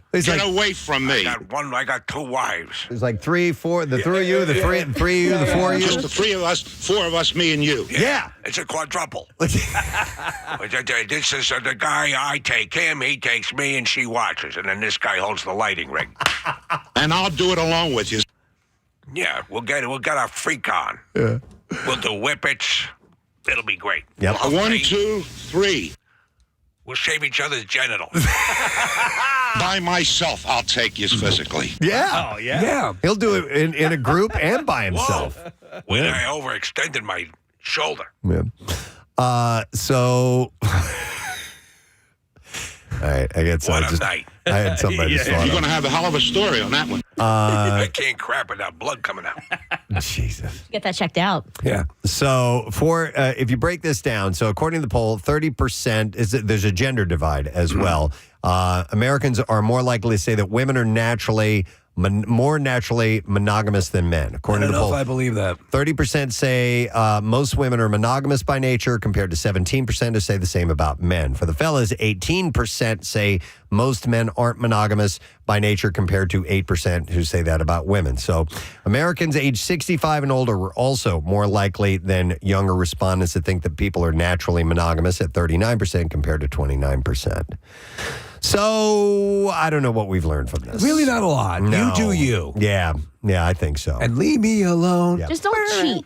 Don't cheat. Cheating cheat. is Yeah. But that's not monogamous. I mean, well, so, you can Be nice. but yeah. Be nice. to decide to not be nice. All right, thank you, Dalton. Yeah. We do one more. Last one, then we got to get ready for No Sad Dope. All right, we'll stick in the romance department. Well, hang on. You're almost Dr. Love at this point. I am. I do have Dr. Love ready to go, but we'll do that another time. How about, what's a good one to end on? All right, we'll end with this one. It has to do with kids' sports. Nearly 4,000 kids across the country, ages 10 to 17, were surveyed. They surveyed current players, former players, and never players, and the goal was to understand kids' experiences in sports and their findings. So 48% said most boys and girls play sports for social reasons, rating having fun and playing with friends as their top reasons. Support or pressure from parents can make or break a child's experience in sports. Girls who quit sports report much higher rates of negative parental behavior than boys who did. So it begins, or at least a lot of it has to do with support and encouragement from your parents. Female former players were about twice as likely as male former players to report their parents compared them to other players, pressured them to play, and argued with coaches or referees during games. 18% of girls who quit sports said their parents focused more on winning than having fun, compared to 11% of boys. So my dad was always, pretty supportive with Little League and stuff like that. If you want to, he was always, you got to stick with it, though. It was always that sort of thing. Sports that we played together, we ended up doing tennis a lot, and he loved tennis. And he was encouraging. It was never about the... you want to win, you have to be good, you have to keep practicing. But yeah, it was a nice touch, a soft touch. I'll ask you guys this question. According to the survey, and I'll give you the result here, what sport do you think that the kids reported the highest negative parental behavior? Oh, God, I'm going to guess Little League. The major sports. Baseball. So baseball? Yeah. What about you, Casey? Yeah, I don't it's the bad news bears effect. Well, and I also think that more kids play, little league t-ball and soccer too, than the other sports. Yeah, I'll go with baseball for that one. I was going to say baseball as well too, only because it feels individualized. Like you can speak right to the ump and the batter and the pitcher. All right, how about you, Ryan? I think soccer. I think about those potentially angry soccer moms and everything of that nature. So basketball players reported the highest negative parent behavior in 6 of 8 categories, including arguing with coaches, focusing more on winning than fun, criticizing their kids' skills, and making their child feel ashamed about their performance. But soccer players reported the highest rates of parents getting upset about their performance. Yeah, so soccer I can and see basketball. That. Yeah. Casey, you coach basketball. I feel like basketball's tough because you only have 5 kids on the court, and how many kids are usually on the bench? Well, I mean, we didn't have that big of a team. At times, we might have had like 4 or 5 kids on the bench, but at other times, we're like, maybe 1 or 2. But here's what helped with my coaching in basketball. We weren't that good of a team, right? And so my whole focus was on let's just have fun while we're out there. If we're going to lose by 20 or 30 points, then we might as well have fun. We're playing for beer. Dude, I remember and listen, at a certain point when you're down by like 20 points, the other team's not allowed to guard you outside of the 3-point line. And then Peter on the team is like, hey, can I do a granny shot from half court? I was like, yes, please. Absolutely. So there was one game we were playing against St. Thomas the Apostle, and we were getting smoked. And I just said for 5 minutes of the game, I'm like, just go do whatever you want. Right. And they were doing half court shots, and then the other team started doing punches. The other team started doing like half court shots, and so for 5 minutes it was like playground like melee basketball. Good. Yeah. And they were having so much fun. The other coach was not a fan of that.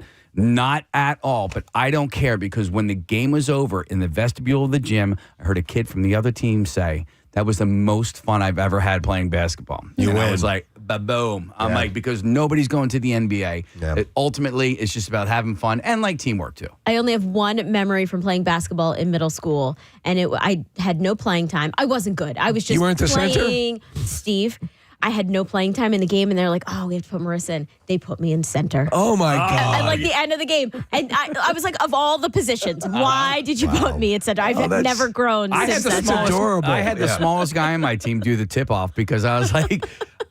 Because ultimately it doesn't matter, you know what I mean? And I'm like, I'd actually rather have my taller guys on the outside trying to get the ball off. Yes. So 29% of those surveyed, or the former players, said feeling that I'm not good enough was their least favorite thing about sports. Yeah. It's crushing.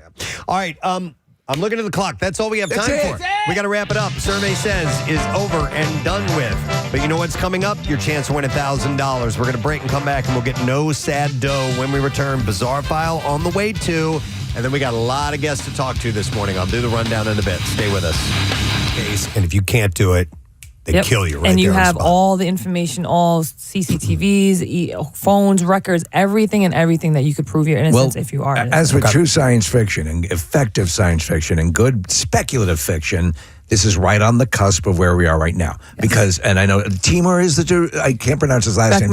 Yeah. Right, but he is, he's very visual. Mm-hmm. He's done stuff like this. And the incorporation of screens everywhere and cameras everywhere. I mean, even in the trailer, you see, this isn't a leap of logic or anything. This kind of surveillance exists now. Absolutely. Where you're getting scanned 9 million different ways when you walk outside. And he's got Chris Pratt he's been accused of killing his wife. So there's an element of The Fugitive and a little bit of Minority. Oh, some solid movies here. Yeah. But that 90 minutes, what I didn't realize is that if you can't prove your innocence, you're executed. You're executed. That's the gamble. Wow. And what character do you play? I play Detective Jack Diallo. I am Chris Pratt's partner. Okay. So I'm the only other one that's basically, he calls me in his 90 minutes to try to work the case and try to help him out. I'm the boots on the ground. I'm literally in the air. There's a thing called a quadcopter that I'm still trying to get from Amazon that I really want. They look cool. It's really cool. So I play his badass partner, Jack Diallo, and I'm trying to help him out in his 90 minutes. Was he easy to get along with? Absolutely. I believe it. He's one of those people that you hope he's like, you think he's like in person. And when you meet him, you're like, oh, man, he was really cool to work with. So he's Star-Lord. He's Star-Lord in the flesh. And even Rebecca Ferguson, we didn't have much work none of us really had work in the same space, especially me and Chris was mostly over like the phone and everything. Yeah. But she's hilarious. Is she not so cool? We've had her here before, and I was a little intimidated before she came in because she's played some serious, intense roles. And she was loose and fun and just chill, man. Really down to earth. Yeah, she also does. If you've seen online, there's a meme of her biting her upper lip that has become legendary. But so with these people, you had a good experience with Jodie Foster as well. I did. But I was reading an interview with her. You're talking about being a realist and knowing that, people. Sometimes there's stories about people. Well, let me ask you, when Jodie Foster walks in the room and you're a young, this is one of your earliest jobs, do you get a little weak in the knees? Does your boxing help you to pull it together? How do you process one of the great actresses as a co-star of yours now? And when she walked in the room, I've been a fan of Jodie since I was a kid. Silence of the Lambs. I loved Panic Room. All of this. Contact was my movie. So when I found out that I got the role, I was excited but terrified because they're like, Jodie Foster's going to sound like, what? I got nauseous. I'm like, oh my God, how do I even pull this off? But she walked in the room. I had 30 seconds. Like, oh my God. But in boxing, you have to play it cool. So I was like, hey, nice to meet you. Put my hand out. And she's so tiny, but she has this big presence about her. And she's so down to earth. She's kind. She's funny as well. So she was so interested in my process too. So I did have a moment, but then I held it together. You pulled it back. All right. I loved your season of True Detective. It was so great. It just kept me coming back for more. But as a newer actor, there's pretty intense sex scene in that you had to participate in. There is. Was that? That's all new to you. How uncomfortable, strange at first? You did a great job at it, but was it a lot of work to be able to pull that off? Those scenes are nothing more than a choreographed dance. Honestly, there's nothing sexy about a sex scene. It's all, there's a million people in the room. There's specific points you have to hit. There was part of the storytelling is if it makes sense for the story, and it did for that character, I learned a lot. And I learned the choreograph, I learned the technicals part of it, and I had a very, it was a very comfortable scene as far as everybody being very supportive, including my scene partner, but there's nothing romantic about it. It's just a choreographed dance. It was like a real quick, and you get the job done, you move on kind of. But I guess when you walk in at first, if you're like, oh God, this is going to be weird, but a couple minutes into it, it's work, right? It's just all work. Yeah. There's nothing touching. There's not, there's a lot of space between things. So there wasn't, it was a very, being somebody who just started, being someone who's married, being all those boxes checked, I made sure that I understood everything and that it was going to be comfortable. Because if I wasn't comfortable with it, then I couldn't perform. So it's like I said, it's just a choreographed dance, and we got through it and we moved the hell on. And I was like, thank God that day's over. I don't want to do this ever again. Did you watch the series? I did watch the series. I got to see before it came out, like the final cuts. I actually sat there, I watched it. I watched the first 3 episodes and then the last 3 during editing in 2 days. And it was just, I was blown away by the whole series. I couldn't wait to see everybody else's work. You know, we had an amazing cast, so I was really excited to see it. I read it, then seeing it, you know, it especially being the subject it was around from, you know, the indigenous perspective, I was really proud of it. As long as the community that I'm representing, because although I'm indigenous, I'm not from Alaska, I'm not Dominican, I'm not Inuit, I'm not Nupiaq. I am what I am, but, you know, we had the support of the entire community, so I was really excited to see it. That's great. And being in Alaska, one of the benefits had to be the Northern Lights. Well, we shot in Iceland. Oh, you did? You get Northern Lights there, too. We get it big time. It was a blessing. We had so many people from Alaska and Greenland, some indigenous people that came over to kind of create this whole... Is that right? Wow. It was amazing. And then we actually... I guess snow looks like snow wherever you are. Snow is snow, man. Snow is snow. But we did go to Alaska in the summertime. Me, Jody, and my husband went to Alaska. They're like besties. It's actually hilarious. That's adorable. Yeah, we went to Alaska for about a week just to kind of see these different towns that inspired this fake town Innocent. It's Alaska's a wild. I mean, obviously, in every sense of the word, it's like one of those places. One of the big first vacations my wife and I took was to Alaska, and you are. It is the ultimate contrast. You're seeing this beautiful terrain that, you know, were you out where you're looking, you'd be dead in a little bit of time. But, you know, it's brutal and sublime at the same time. Absolutely. Yeah, which is so cool. You mentioned being indigenous, and I apologize if I mispronounce this. Seekonk Wampanoag tribe? Almost. Seekonk Wampanoag. Seekonk Wampanoag. Wampanoag, Wow. With that community, with your high-profile nature now and rising up through boxing and now through acting, are you one of the more high-profile people to represent that indigenous group?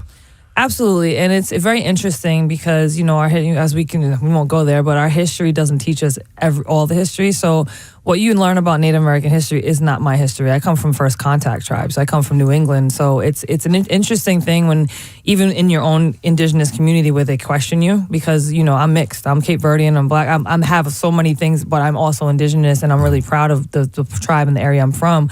But I get questioned quite a lot. That's so bizarre. So you lose a little bit of cred in some of the community because of you have mixed blood, so to speak. Mixed blood, and also, you know, you get down to the federal recognition and state recognition and all that, and, you know, it's very a colonial type of way to think about.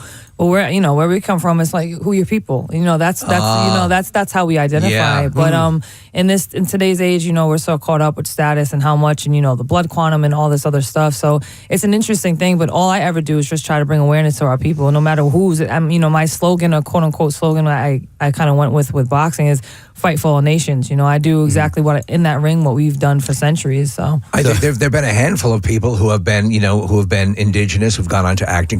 Graham Greene, yep. Right? Yeah, and in Josie Wales, another one, but they were few and far between. Mm-hmm. So do you feel a little bit of the weight of that on you, or is it something that you... It's pride. It's pride. Yeah. I mean, as of right now, too, Lily Gladstone, she's the first indigenous person to win a Golden Globe. She's I would like to say actor friend of mine, and just another known woman that's intelligent, very, very talented. So I feel like I'm amongst many because, you know, unfortunately, there are so many artists out there, so many actors that we don't know much of. But I feel like we're in a time where you're going to start seeing a lot more, especially after Reservation Dogs, where it's such a great series. And there's so many, you know, indigenous actors, creators, directors, writers, everything. So I think, you know, swinging the door open and holding it open for all these artists to come through. Did you watch The Lowdown or see anything about The Lowdown? I started The Lowdown. I love Starlin. Starlin's a friend of mine, and he got a second season coming, so I didn't finish it, but it's good. So it's funny you say, you know, how do you phrase it? We'll fire this up right now. 93.3 WMMR Philadelphia. It's time for keyword. All right, keyword is cash. CASH. And you have until 25 minutes after the hour to enter that word through the MMR app or at WMMR.com. And, of course, you can also text it to the special contest short code number, which is 45911. The word is cash. One random entry wins $1,000 in our company-wide contest, and winners will receive a call from Beasley, so make sure that you answer your phone. Contest rules are available at WMMR.com. And Preston and Steve's No Sad No is sponsored by Franklin Mint Federal Credit Union. Your next chance to win will be at 10, but don't miss this opportunity now. Cash is the word, so send it over now. Good luck to you. WMMR presents Preston and Steve's Bizarre File. Brought to you by Pella Windows and Doors. Right now, get 50% off installation, 0% APR for 48 months. You can call 877-98-PELLA. Schedule your free in-home consultation. You can visit PellaPhilly.com. All right, it's a pretty heavy story. We'll start with this. A Wisconsin woman is behind bars after police say she stabbed her boyfriend to death during an argument over dinner. Michaela Cloth appeared in court on Monday, days after prosecutors say she fatally stabbed 25-year-old Lucas Roche in her apartment. She was charged with first-degree intentional homicide. So Cloth told Roche that she wanted to go out to dinner on Friday night. Instead, he showed up at the apartment with chicken drumsticks and seasoning that he intended to cook at her home. No. The apparent change in plans led to an argument between Cloth and Roche, who began pushing her buttons, according to the complaint. Roche grabbed a knife by its blade, so this is the guy. Yeah. By the blade. Cloth then apparently pushed the knife into Roche's chest, stabbing him through the heart. Wow.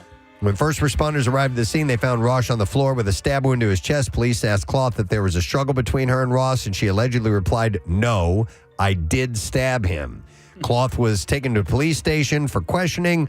Roche was taken to the hospital where he was pronounced dead.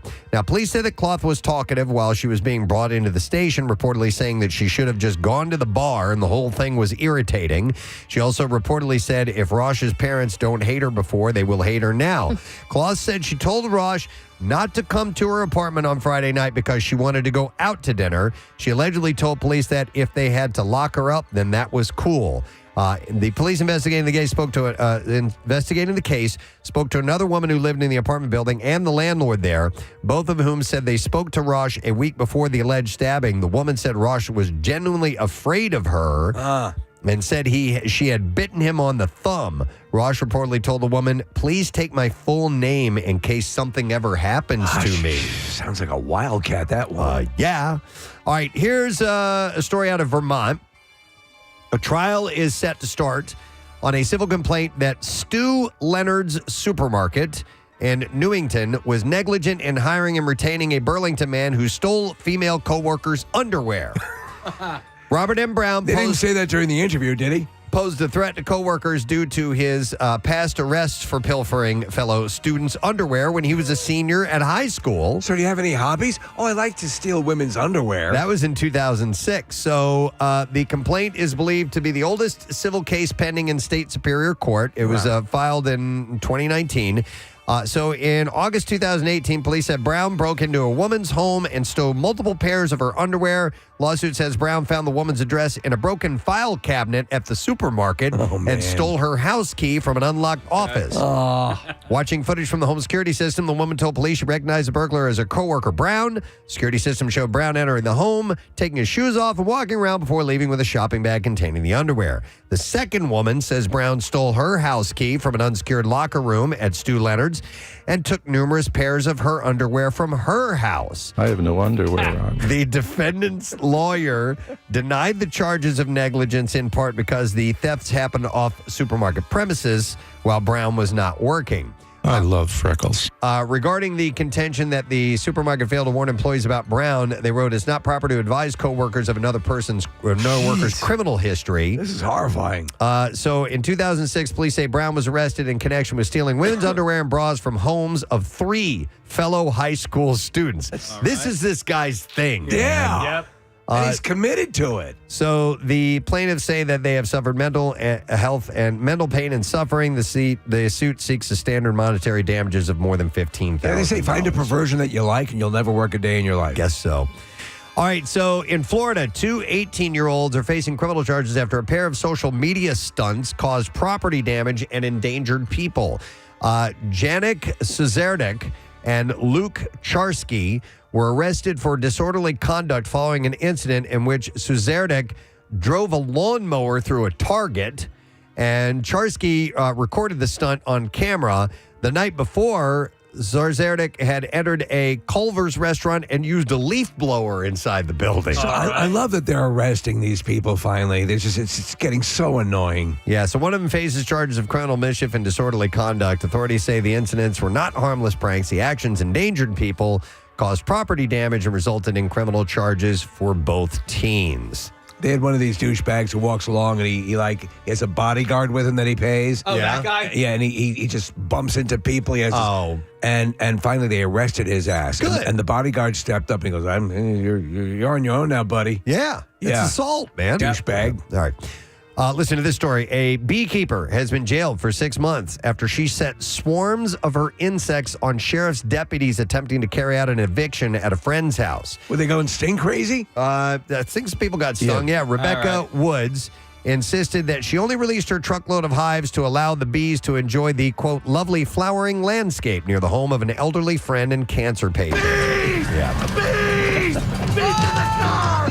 But a district court in Springfield, Massachusetts heard that Woods admitted under questioning that she was trying to save him from eviction by freeing the bees in the presence of the deputies who had shown up to serve papers.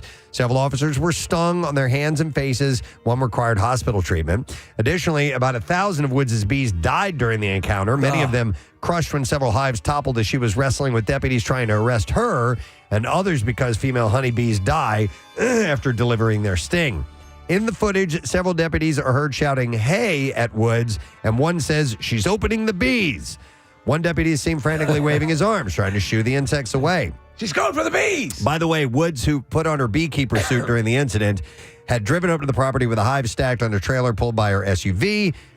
She proceeded to lift the lids of a number of them during the ensuing tussle. She was thrown to the ground by 2 deputies and arrested her as large swarms of bees flew around the property's front yard. And there's a picture of her getting arrested. She's in her bee outfit. Hey, come on. Kind of funny looking. So I have one of those. But a reason for going to the property, she said that Woods had experienced several evictions herself and wanted to protect people from predatory lenders who charge extraordinary rates on non-mainstream mortgages. Her friend is a man in his 80s going through cancer treatment. She said that he had gone to a local library to see about filing a motion to halt the eviction while Woods drove the bees to his house. So she's like a beekeeping Robin Hood. I guess so, yeah. All right, and we will wrap it up there. That's what I have in the bizarre file for you. If you missed it earlier this morning, we made an announcement that starting Monday, it's the return of the Preston and Steve Coolest Teacher promotion. So we'll start drawing high school names at random, the actual schools, and then we'll ask the student body to vote over the course of 24 hours to let us know who the coolest teacher over the past year has been. And we are going to be setting up the winners with a Preston Steve Coolest Teacher of the Year coffee mug, a $50 Dunkin' gift card, and a Dunkin' tumbler. And, of course, it's sponsored by friends at Dunkin'. So if you're looking for an afternoon pickup, make it a Dunkin' refresher. You got to try their black cherry or refreshing berry acai. Only at Dunkin'. Exclusions and terms apply. So we start that up on Monday. Excellent. As we take a break, we're going to talk to 2 different people in this next segment. One of them is Gene Simmons. Yeah. He's a producer of a movie. Going to talk about that right after that. Hartsey, Scott Hartnell is going to be joining us.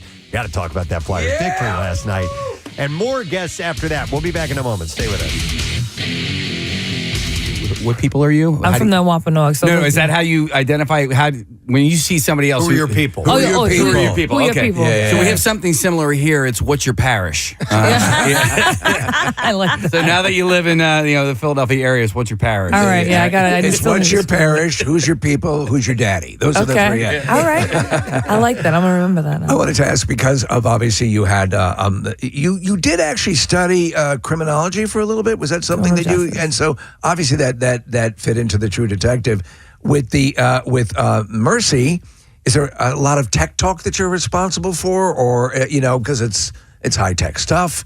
Yeah. Is that something that can be because we're big fans of the show The Pit, and that's all medical stuff. Do you look at that on the page and go, "Oh, mother of God," or do you take to it pretty quickly? You know, we had the benefit of working with actual LAPD homicide detectives and actually really picking their brains and understanding, especially because me and Chris weren't in the same room. We had to understand what our partnership was like. Right. So we picked their brains as far as technical stuff. How would you guys treat each other? And we did a deep dive into that. But there were on the page like, I gotta say, what around who? So it was just more or less like, okay, if this is an everyday thing, this should sound like you said it a million times. Like, what do you guys do? So I look to the ones who've done it before, you know, and going back to The Pit, I love that show and I will only watch it with my best friend who is actually, she is an emergency room tech. So I watch it with her and I get schooled. It's like amazing. So I like to be around people who actually do the thing. Like schooled in a good way? Like she's correcting things or she's like, that's No, she said this is probably one of the best shows she's seen that gets it right. Good. Oh, wow. Yeah. Well, she's probably a good interpreter for you because most I'm of the like, stuff what is that? Totally. Yeah. I'm like, what is it? She's like, well, and she loves her job and she loves her job and she's like one of my heroes, I swear to God. So, but she's explaining it so happily. So I'm like, I don't know what the sucking the blood thing does. What does that do? Yeah. But then also, you know, when the doctors there was a tragedy that happened in that first season, but there's also something kind of funny with a fork in that first season. But you know, I had this thing happen to me I was in the emergency room for like a little tum-tum, you know, and so we have a doctor, but somebody came in with a gunshot. And the doctor was so mad that they were stuck with us that they didn't get the cool thing. Yeah, that's what she's like. Yeah. When the thing that happens in the film, ruin it for anybody. She's like, oh my God, I would wish I could be. And I understand. She's like, I sound morbid, but she's like, because she loves to help people, and so I understand that. It's a crazy show. But it's the things you do to have to. You know, both my brothers were law enforcement at some level, and there's certain things you have to do you see so much that you have to be able to shear off when you go home at the end of the day. Yeah. So those, whether they call it gallows humor or whatever, it's how you survive. You know, seeing all that stuff. That's what Chris would be talking about. Like, especially his character. You know, his character loses a partner, and that enforces us to become partners. So just talking with actual homicide detectives, or even his brother was part of it. He was our kind of like our consultant. And he helped me a lot to really understand where you store that, where it comes from, where it comes up. He's in that situation. All right, so Kaylee, if you're just tuning in, it's Kaylee Reese who's joining us, and we're talking about the movie Mercy, which opens in theaters tomorrow. Chris Pratt and Rebecca Ferguson star along with Kaylee. You mentioned The Pit. All right, what movie about boxing would you say is one of the more authentic ones that you've seen? Since The Pit is a good representation of that world, what in the world of boxing, from your experience, do you think kind of gets it right? I would say obviously Raging Bull is is a classic. It gets it right. But I will say that the first Creed and the newer Creed, especially the first one, and I will say where they got me really, and I was like, they got it right. Okay, they had real boxers, they had real announcers, they had real belts. But the realest part of Creed 1 was when he had his gloves on when he was first fighting, and he was like, cut him off? No, he said, I got to go to the bathroom. Put his gloves on. I was like, dude, how many times did that happen? So they got it right because they were dealing with actual fight. They used, I think, one of my cut men in one of them. Is that right? We'll go to real gyms, and Creed got it right, man. Yeah. Okay. Did you ever see Cinderella Man? I have. A lot of boxers I've heard, and you know, obviously sometimes you'll go on these YouTube channels where, you know, professional boxers or whatever, lawyers, or Preston sent me a clip of a doctor for addressing The Pit. Did that seem to resonate correct? The story, the story and why he even got his like journey and even outside of boxing, because a lot of times they don't touch outside of the ring, and I feel like the real story. That's the real story. Yeah. So I think there's quite a few. I mean, obviously the first Rocky, then the fourth Rocky is my favorite, and as a kid, I thought anytime I seen HBO, like the Rocky's coming on. But there are, the one thing that bothers boxers the most in any boxing movie is not the story, it's the actual boxing. Like $1 Million Baby, I was just like, bro. Really? Oh my, like, and then when she got the stool thing, like that's when they lost me. I mean, it was a good movie, whatever, but the boxing, I was like, oh, they should have called me. Yeah. Oh, yeah. Well, and that last fight she has, the other boxer, I'm like, they would have dropped her from the sport for doing that stuff. Period. Yeah, and that was Lucy Arakis. She's one of my idols, and I was like, they should have called me. I could have done that so much better. There's such a difference between the first Rocky and then the subsequent ones where they're no one blocks a punch. No. You know, which was one of the things that you'll see in Raging Bull. hands are down. The hands are down. Yeah. And you were the first, correct me if I'm wrong, the first female boxer on HBO. I was. Wow. So that is pretty amazing. Yeah, and I'm so upset they stopped boxing. I mean, they only had one other show, maybe up until December of that same year. But they stopped boxing a whole on HBO. I loved their coverage of boxing. I thought it was great. They had a great group, and yeah, I used to watch that all the time. I was lucky enough to get on there before. I'd be the first female fighter, and then I started in one of their shows. So I'm not the only, but I believe I'm the first boxer, male or female, that's ever fought on a network and starred in the show. That's pretty cool. Wow. Yeah. Can I ask about your facial piercings? Yes. So if you haven't seen Kaylee before, she has piercings in her cheeks. Obviously not in the movie, although you did wear them in True Detective, which I thought was pretty cool. They look like they hurt. I mean, if you shoved the nail through your cheek, I'm sure it would. Yeah, I mean, it wasn't my most painful piercing, but I've had these for like 15 years, and I boxed with them in and everything. Do are the connections on the inside of your mouth? Yep. Really? Yeah, it's just like a big bar. I've had the weirdest questions, but I've had them all the time. Like, if you take them out and you put water in your mouth, does it squirt out? I'm right. And yes, I've tried, and no, it doesn't. Okay. Wait, you leave him in when you fight? So when I actually fight, I have to take everything out. But when I spar, the cheek protectors from the headgear, they go right over, and I wear a mouthpiece so it doesn't hurt my teeth, and I just tape them up. People think I'm nuts, but it works. Let me ask: is taking them out a personal choice, or is it the rules of boxing that you can't? It's a rules. You cannot have anything. Okay. You can't have anything piercing. So my husband is also my boxing manager and also a cut man. He does everything. He'll put like the adrenaline on them so they don't bleed or anything, and then I'll put them right back in. Compare and contrast that to. I assume you've been cut periodically, right? A very small cut. Okay, and not a walk in the park, I assume, correct? Or is it so numb from the punching that you don't really feel it? You don't. People always ask me, does it hurt when you get punched? I'm like, no. The day after, you feel like you got hit by a truck. It's not like stubbing your toe. You want to like go kick a baby when you stub your toe. It's crazy. But no, it hurts after the fact. You don't really. You're so numb and from the adrenaline and what's going on. You don't have time to think. Ow! I need a minute. You hurt me. I mean, it's boxing. You're gonna get hit. It's How gonna do you suck. not flinch? How do you not flinch? It's just, it's an art to me. It's never been, I started when I was a teenager, and, you can't drive angry, but you can't do anything angry. You can't think clearly. You have to think clearly when you're fighting, and it's an art. You have to be calm. You have to have fun in there. It's a chess game. It's a dance. You have to be present. That's something that eludes a lot of people. The intelligence behind, we were watching footage of Tyson recently, and there is math going on. There is stuff going on. And the palooka who boxes. No. And I would say this, so you're by yourself, you're in the ring.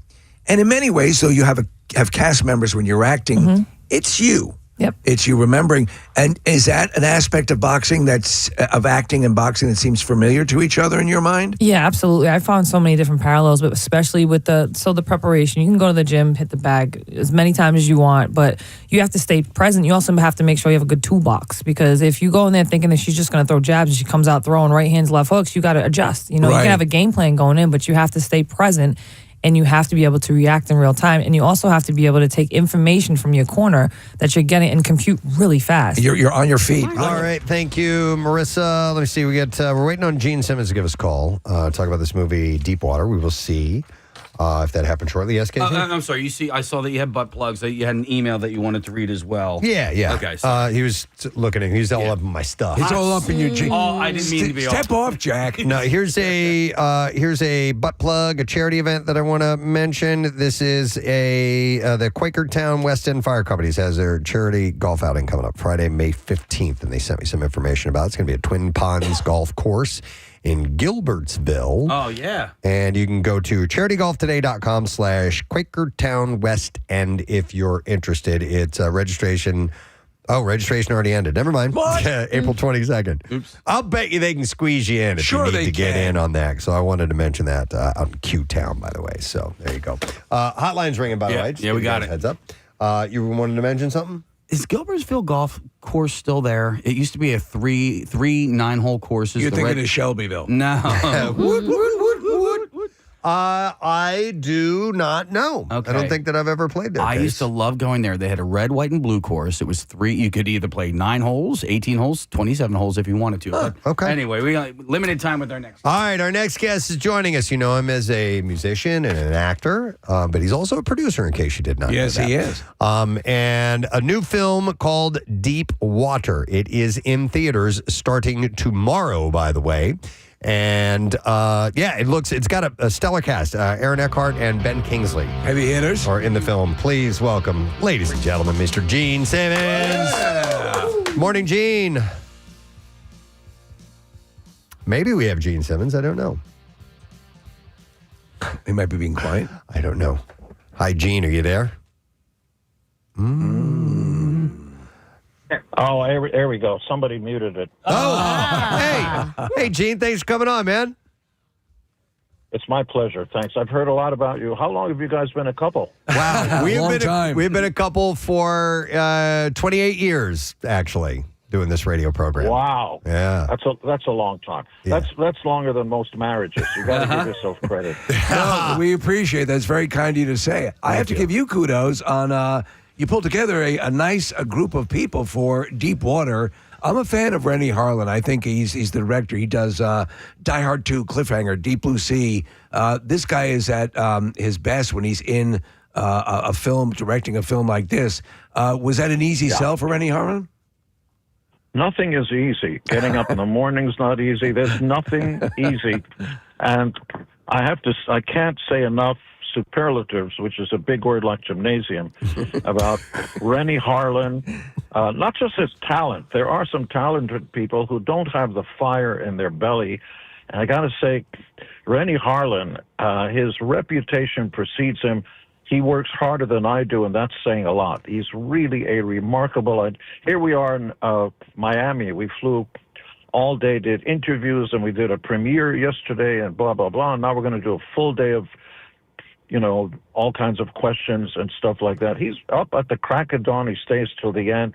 He's really just terrific. I mean, so the basic plot of the movie is you have a flight, I think it's from L.A. to Shanghai. It goes down in the Pacific, and you think, okay, well, that's pretty cataclysmic. But then there's part 2. They're floating in the remaining fuselage, and suddenly they have to deal with sharks, correct? Hundreds and hundreds, perhaps thousands of sharks. It almost never happens, but it has. So I don't want to scare anybody, but it's one of the great films for you to not go alone. Okay. Take somebody with you. Yeah, it's thrill a minute. We saw the premiere here in a few cities. Yesterday we were here in Miami, and I got to tell you, sitting next to Rennie and I was this young chick who's in her 20s, curled up in a fetal position with her hands over her eyes and screaming. Ooh. It's a thrill ride. It's like a roller coaster ride. Everybody's got their popcorn and talking stuff until the guy presses the button, and then you're off for a thrill a minute and scream your head off. But by the way, at the end, you don't die. It's okay. It's make-believe, but it's a great film with Sir Ben Kingsley, Academy Award winner, and Aaron Eckhart, great actor. We have an international cast. I'm so proud of the film. Well, that's what you should be. I was looking at Rotten Tomatoes. It's getting good reviews on Rotten Tomatoes. I grabbed one review that says, in a world where shark movies are seen as just B-grade horror, it was refreshing to have respected actors, great special effects, and genuine emotion in Deep Water. So it looks like people are responding well. You said the important thing. If I tell you the plot line for Jaws, which a lot of people have seen, is a great film, it's a simple idea. There's a big fish in the water, and it's killing people. That's it. Yeah. And, you try to kill it and stuff, and if you're lucky, you do. But that's it. There's no side story, no nothing. No, it's Deepwater is decidedly more intricate because it's about the people and whether you emotionally connect with them. There are good people, bad people. When the bad guy gets his comeuppance, you hear the audience cheer. They stand up and they start cheering. Gene, there's nothing wrong with What did you say? having a movie like this. You want it to deliver exactly what it's going to deliver. You want it in competent hands. This is what movie theaters and the movie experience is made for, correct? Correct. There's got to be a reason for you to get up off your fat behinds. Get a babysitter and stuff, and fight traffic. And you want this thing to be a spectacle. And so this is not a movie where, what does it mean? Do I have my mother's hips? None of that woke stuff. This is where you leave your gender identity behind. You come in there and get the bejesus freaked out from you. It's nice. a great, and by the way, respect to everybody, whatever choices you've got, but this film is not where anybody cares what your personal ideology is. They're too busy having the life scared out of them. They're fighting damn sharks. They don't have time to worry. Gene, are thrillers your speed on a personal level? No, I just love, like anything else, great music and great movies. And it spans the genres. It's tough for me to care about bromances where two guys look at each other with those eyes. You know, I'd prefer to see that in jail. But otherwise, a good movie is a good movie. Sometimes there's a great movie called 12 Angry Men. It's about a group of people who have to decide whether or not somebody is guilty or innocent, and the whole movie is around a table. They're just talking, their words. So either you care about the personalities and the story, or you don't care how many special effects are thrown in your face. Hey, Gene, real quick, besides the film, I want to mention the fact that you're going to be in town. You're playing Parks Casino July 24th here outside of Philadelphia. Oh, yeah. With your band. You want to hit a little bit about... Yeah. Yeah. So, you know, Kiss, the big juggernaut and all that, I decided a few years ago, whenever I've got some time for, can I say S-H-I-T-S? Not really, but what the hell? we get it. For craps and giggles. For bleeps and giggles, because I really love being up on stage and connecting with the fans. So get to play the hits, fool around, bring up people from the audience, play the hits. It's as much fun as I can imagine with my pants on. But, you know, I've got other stuff that keeps me busy. We have a restaurant chain across America called Rock and Brews, 2 at LAX and across America. Now there are Rock and Brews casinos. We have the film company. There's a lot. Gene, you don't have enough on your plate. Yeah. I'm a fan of horror movies, and horror in general is a genre, and there is the rumor Gene Simmons' House of Horrors. What is the status of that? Very good. So I had a comic book company called Simmons Comics where I created and trademarked the characters. I have one called Dominatrix, which is kind of like CIA meets TNA. And that's being developed into a motion picture. Gene Simmons' House of Horrors, by the way, has never been trademarked. And so I've always been a huge fan of the Twilight Zone. Yeah. I know you guys are 12 and it's before your time. Not quite, but yeah, massive fan. I so much want another series, a streamer, where every single show, I prefer half hours, every single show, wham, bam, thank you, man, bang, bang, bang, new stories, new things, you never know what you're going to get kind of a thing. So that's being developed into a streamer series, yeah. Very nice, very cool, yeah. Love all that stuff. So, you know, I just have to mention this, it was on the other day, the movie Runaway with Tom Selleck, you as the villain, Kirstie Alley, Michael Crichton. That was a fun movie. I have to ask, did you get to keep one of those robotic spiders?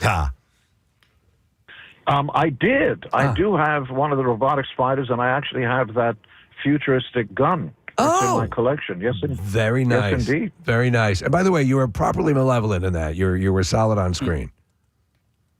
You're very kind, but I have to warn you, I'm heterosexual. You can't sweet talk me.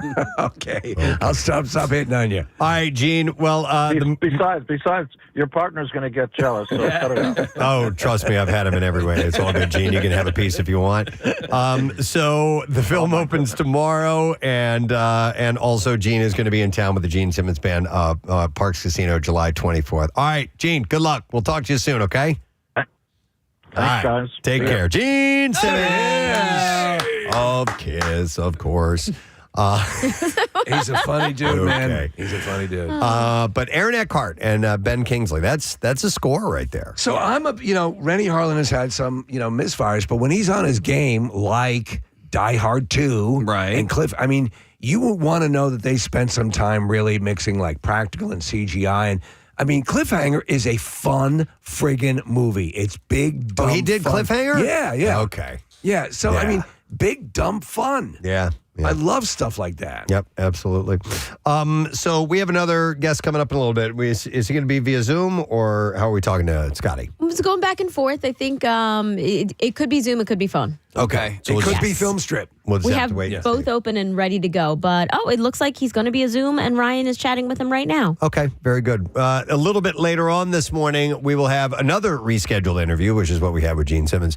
But John Michael Higgins will be joining us. He is on season 6 of America Says on Game Show Network, but he was feeling bad last time we were set to have him I guess on. he really did have food poisoning. Yeah, and then later on, Duncan Trussell is going to be at Helium Comedy Club. Will be checking in with us. But for now, folks, it was electric last night. And video footage of this gentleman in the press booth with our buddy JJ getting all excited as the Flyers won, and I'll play the clip. Michkov back to York. York Arista.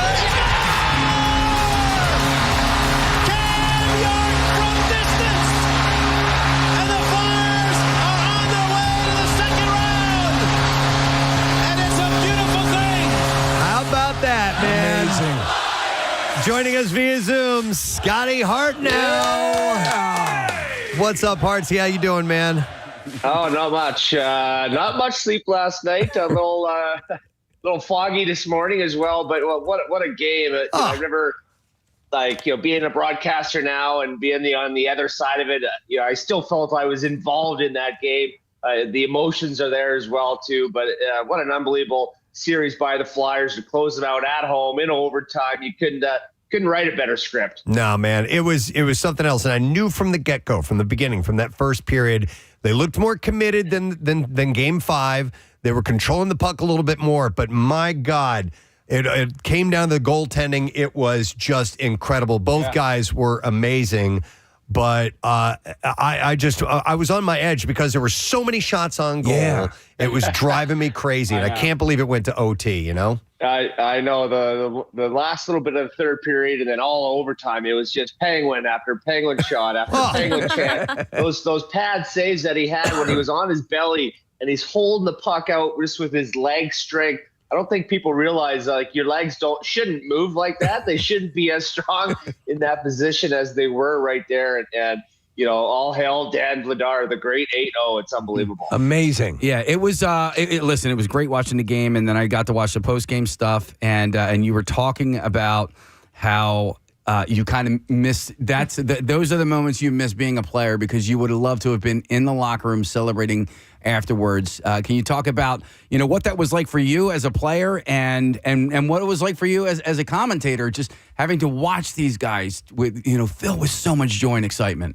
Oh, just the 10 seconds right after they scored that goal, I got all the feels. You get everyone's jumping on. You're going to the goal scorer. They're going to hug the goaltender. Then you get into the locker room, right? And it's the excitement just goes on, right? And all the staff's there as well. And that's what brings a team together, right? It's Danny B and Jonesy start at the top, right? Then the coaches come in, and then the trainers come in, and then the players come in, and then the stick guys and the locker room attendants and all that stuff, and everyone's in there hooting and hollering. And still had all the feels there last night, but as a player, it's you have your win song. They put in Mac Miller, Knock Knock on the music in the Xfinity Mobile Arena after they played the goal song, right? Because it was such a cool celebration. That brought me back to 2010 when that was our win song as well. So to throw it back like that for us, and then they have their song "Man I Need," and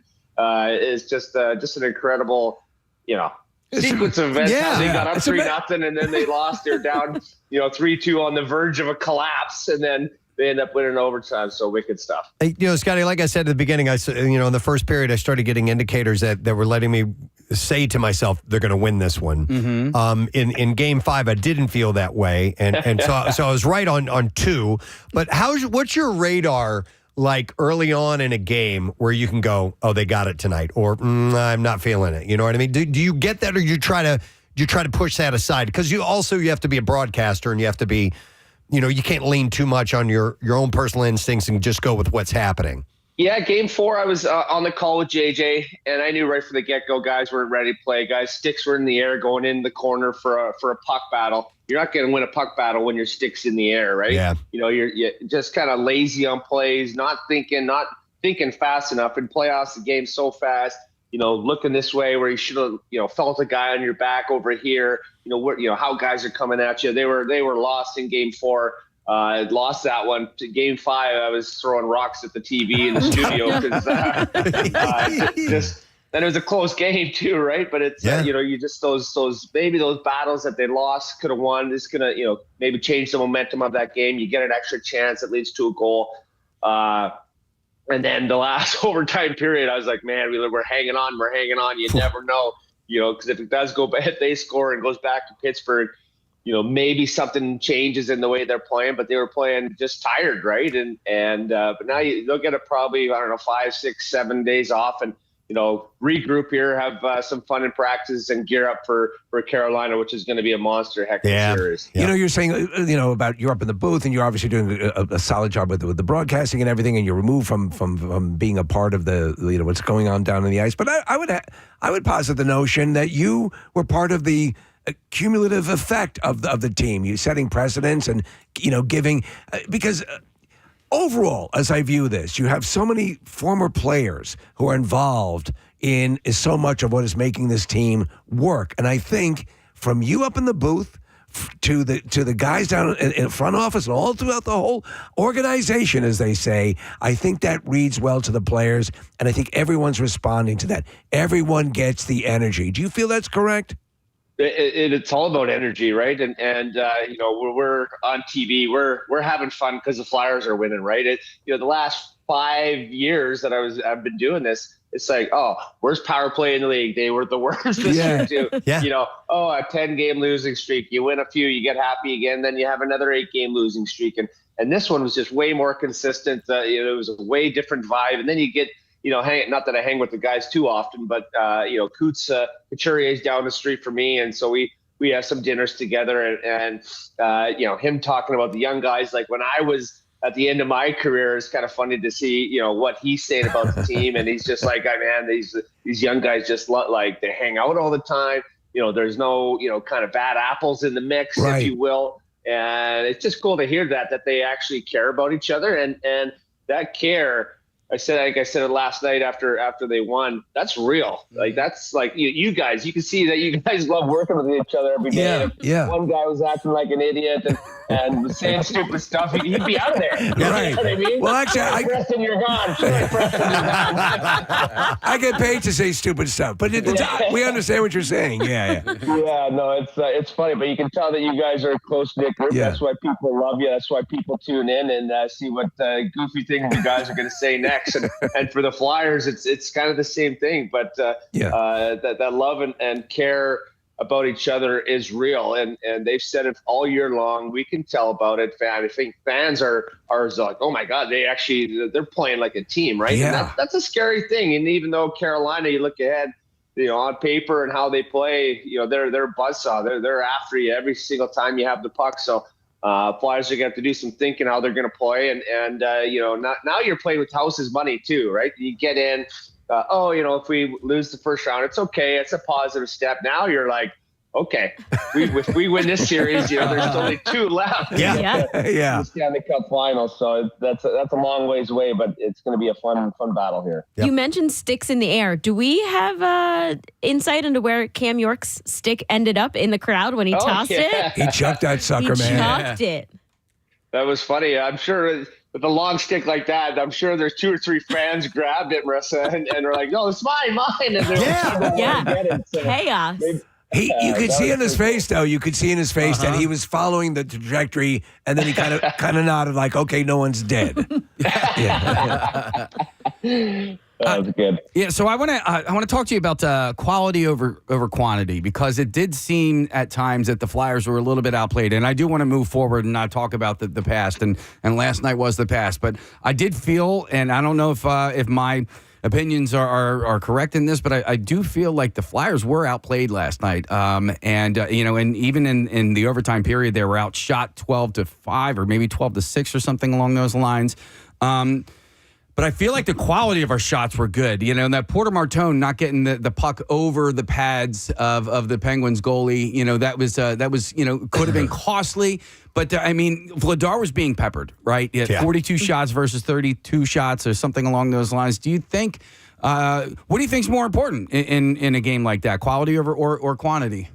Yeah, it's a little both, right? You want to test the goalie. It seemed like all game long, when they had a chance to shoot at Vladar's feet, they were shooting and then they were looking for the rebounds, right? And Vladar did a good job of directing those rebounds to the corner, covering them up when they were right there. So he did obviously he stopped every single shot at him and more, right? But when you get those chances, Flyers did have, Michkov had the breakaway, another great chance, 2 or 3 chances. You got to bury him, you know what I mean? And Martone there in overtime, I think he thought it was going in the net so nonchalantly where he was already worried about his celebration, what it was going to be like. I don't know. I'd have to ask him, actually. Maybe I'll ask him when I go to the rink here in a day or two. Just like, you got to put that thing through the back of the net. A couple other chances the Flyers had. TK, I think it was in the second period, kind of had a rebound and just tried to, kind of push it in there. You got to bury it. You got to pop it upstairs,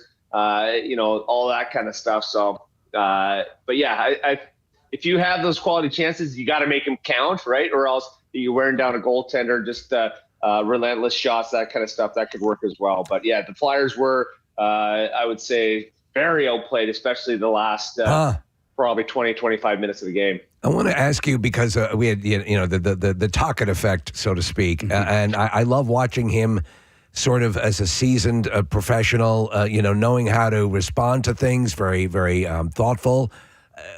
What's your assessment of what he's meant to this turnaround and this switch getting flicked? Yeah, he's great. You see him around the rink. He's played before too. He's played for Pittsburgh, played for the Flyers, so he gets how players act, how they want to be treated, and that means a lot for these kids nowadays, right? Some kids you got to pamper. Some kids you can be hard on. You don't want to hurt anyone's feelings. Everyone's sensitive, and I think he's been in the game here now long enough where he knows kind of what buttons to push on each guy. And he changed the lineup, all the lines last game, right? Michkov came back in.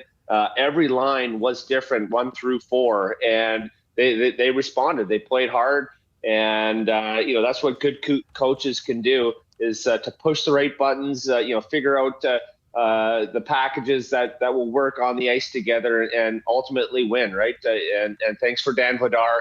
A beautiful signing this summer by Danny Briere and Kim Dillabaugh, the goaltending coach for the Flyers, to recognize that was their guy to go get.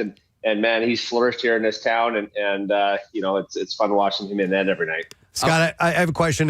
Both teams killed penalties last night, and I wanted to get a player's perspective because from a fan's point of view, at least me personally, watching it on TV, when the Flyers are on the power play, I wish there was a microphone in the room because this is me going, shoot it, shoot it, shoot it. Yeah. When you guys are passing it around, and what are you looking for? When is the right time to take that shot? Yeah, you got to shoot it.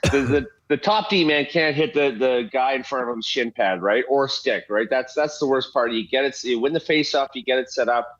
You need a lane to shoot it, right. And some defensemen are really good at getting pucks through, even where the guy's in the lane, right. And I was always in front of the net. I was always kind of presenting my stick, even shoot it wide by 3 feet. I'm going to tip it. It's going to go on the net. Wayne Simmons there to put it in. Yeah, right. I think the Flyers miss a high-quality setup guy like Claude Giroux, right, on that half wall. It always went through him. Zegras is there. He's not quite there as a quality of Claude Giroux. And really no problem with their net front guys, but when it does get passed around, it's easy for the penalty killers just to stay in the lane, and then they're not really moving, right? So when you take a shot and say it goes in the corner, you get 2 guys hunting it, then they have 2 guys, then you get their penalty killers tired. That's when you can start seaming the plays where it can go from Zegras across to Martone.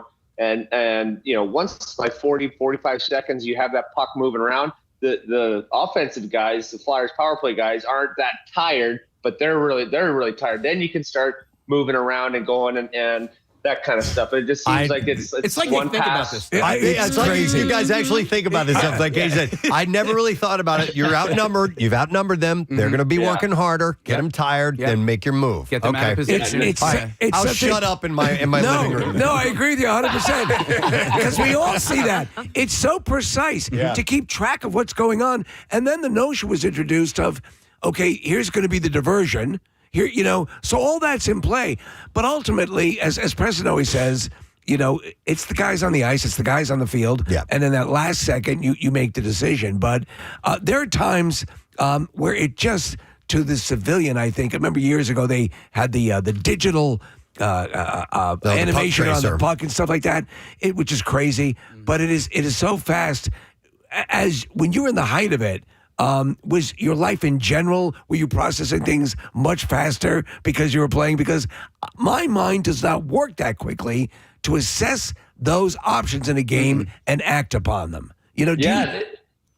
That's a great question. My agent asked me when I was maybe 33. I was in Columbus. I got traded to Columbus. We were driving to play golf, and he goes, Scott, why have you played so long where I'm not, the fastest guy? I have a good shot. I don't have the best shot. I'm obviously a physical guy that kind of help. Good team guy, blah, blah, blah. He's like, why have you played, 14 years? I ended up playing 17, where a guy that was faster, better shot, this and that, whatever, kind of on paper, he probably was, out analyze me or whatever, analytics than me. And I was like, that's a great question. I thought about it. I think the game, not a level of Sidney Crosby. I said, I think the game faster than what other guys are doing, right? So when I'm on that forecheck and I'm trying to goat the defenseman to go D to D, but I'm like kind of have my stick here, and then right when I know before he's going to pass it, I can extend my stick, intercept the pass, and then go on offense, play offense, right? A big hit changes the momentum of a game, where a guy that doesn't hit is not going to be able to make that hit, make that contact, and then get the puck and make plays, right? And that's why, me, Danny Briere, and Billy Leno, we were a great line in that 2010 run. I played with Giroux and Jake Voracek for a few years just because, I could keep up. They were super fast and super skilled, but I had a skill set that, I just got open. I wanted them to have the puck, and I was able to get the shot off or go for rebound. So I thought the game faster than, what my opponents did, right? Not like Gretzky, where he knew where he was going to pass before player. Before he even had the pass, to put it in the back of the net. I'm not saying anything like that, but it does help to process that game, and it's just some players have it, and some players are dumb out there. And I definitely appreciate that. Yeah. That's a good answer. Thank you. It's an absolute chess match, and it is a beautiful game to watch. It is, it's figure skating. You watch these guys, the moves that they make, and you're like, oh my God, I think I saw the chick who won the gold medal in the Olympics do that exact same move. And this dude's doing it while some 6'8" goon is on his heels. Scott, I wanted to ask you about superstition as a player, as a fan, as a commentator, because I know in my heart of hearts, the clothes that I wear at my house do not have any outcome on the game. However, for some reason, I feel like I had to call our boss, Chuck D'Amico, who is the biggest Flyers fan I know. And I called him right before game one, and I'm like, hey, man, I'm really sorry that the Flyers lost tonight. And he's like, oh, are you watching the game before? I said, no, but I just realized that I looked down, and I'm literally wearing yellow pants, black shoes, and a black shirt. And I'm like, I can't believe I did that on game day. And then I thought I ruined the entire series because my daughter goes to Michigan State, and I went there to move her out this weekend, and I brought a whole bunch of Flyers gear with me, and I had pictures taken, and I was like, I just jinxed the Flyers because this is where Porter Martone went to school last year, and I thought I ruined the entire series for the Flyers. You're saying what's your question? I'm getting there. Right. I'm getting there. Does that resonate with you at all? As a player, as a fan, as a commentator, do you have superstitions, and do you understand how ridiculous they are? Well, first of all, I want to say you're fired for wearing yellow pants. They were pajama pants. They were smiley face pajama pants. You brought it up. I did. That's too good. I would say It's a great question because somebody called me Superstitious Bird Dog one time, and that was my nickname, Bird Dog. But I think it was more routines than superstition, right? You get to the rink at the same time, or you leave at the same time. You play well, you play the same songs in your car. You tape your stick the same way. I had 19 times around the knob of my stick when I taped it. Certain tape on the blade of my stick, how I wax the stick. And I think that's just kind of preparation. But I will say I'm not the, I don't carry around the, rabbit's foot. State Mary's in my pocket. Right. But my daughter made me she just turned 6 yesterday. And so I put, she made me like a smooth rock, like a skipping rock, and she painted something on it. And she goes, Daddy, can you bring this to the first game or bring this to work when it was game 1? So I had it in my work bag, and we won game 1, won game 2, we won game 3, and I took it out, and I was like, Molly, this has been a good luck charm, right? And I put it in my closet. I forgot it. Why did you 4 and 5? And then so I looked at my daughter before I gave her a big hug and a smooch and a happy birthday, and I gave her the bumps. And then looked at her, I said, honey, I got this in my pockets. And I said, the Flyers are going to win. And put it in my pocket. So I had it on me the whole game, and lo and behold, they win. So lucky. I'm surprised you didn't ask to be put up for adoption after that. Scott, we got to wrap here in a second, but let's talk real quick. Hurricanes, obviously, Ladar needs to stay hot in order to get some victories. What are some other key things that you're looking for the Flyers to beat the Hurricanes, because they're a very, very formidable team? Yeah, 0-4 against the Hurricanes this year. All of them close games, 1-goal games, a couple in the shootout, I believe. Just a team, coached by Rod Brindamore, famous Flyer, workout freak. He could probably still play. I saw somebody say yesterday they should have the coaches play in this in this series. Rick Tocchet on our team and Rod Brindamore on their team would be legendary. But it's going to be competitive. I think now the Flyers, I believe, not that they didn't believe, but their shirts that they wore before game 1 in Pittsburgh, believe. I think they believe in themselves. I think the town's starting to believe. Everyone's jumping on board. But a fast series, it's going to be, the Flyers are going to try and push them out of it physically. I think they did that against Pittsburgh in the first few games, especially. So expect a physical game. The stuff after the whistles, I don't think it's going to be that emotional. So the Flyers are going to have to realize that to not take those penalties after the whistle, which they took a few this series. But you never know. But goaltending is going to be a big issue. Anderson on their team, the goaltender, he was unbelievable against Ottawa. But I think the Flyers are going to give him fits around that goaltender. Nice. All right, excellent. Well, listen, we'll be talking to you, man, because this is exciting stuff, and we're loving being back here, man. It's fantastic. So burn those pants. Yeah, Case. Burn those pants. All right. Thanks, Scotty. We appreciate it. Scotty Hartnell, guys. Let's go Flyers. Yep. It's exciting, man. We haven't felt this in 6 years. No, it's so good. Love it. All right, we do need to take a break. We have more guests on the way. When we return, actor John Michael Higgins will be joining us. Then right after that, we got comedian Duncan Trussell who will be joining as well. So stay put. We'll be right back. Yeah. So just the same thing with acting. I can read the lines, I can prep, I can do this and that. But if the actor comes in and does the scene completely different than what you thought, you just have to be present. And that's why I love building my backstories of my characters, and just knowing where they came from, where they're going, what their backstory is. So I know that I can say words. People think acting is we're just saying lines and we're just lying. We're actually having real life experiences and made up circumstances. Watch Jodie Foster act and and you getting all those nominations out of the gate.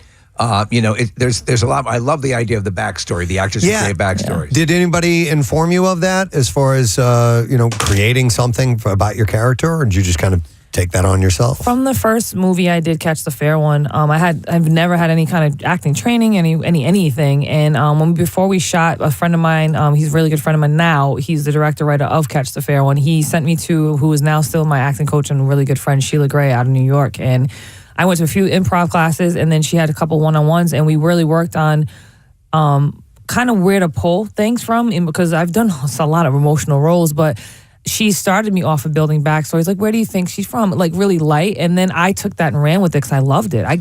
She told me to give them an animal, give them a zodiac sign. What do you think she does? Does she have a sister?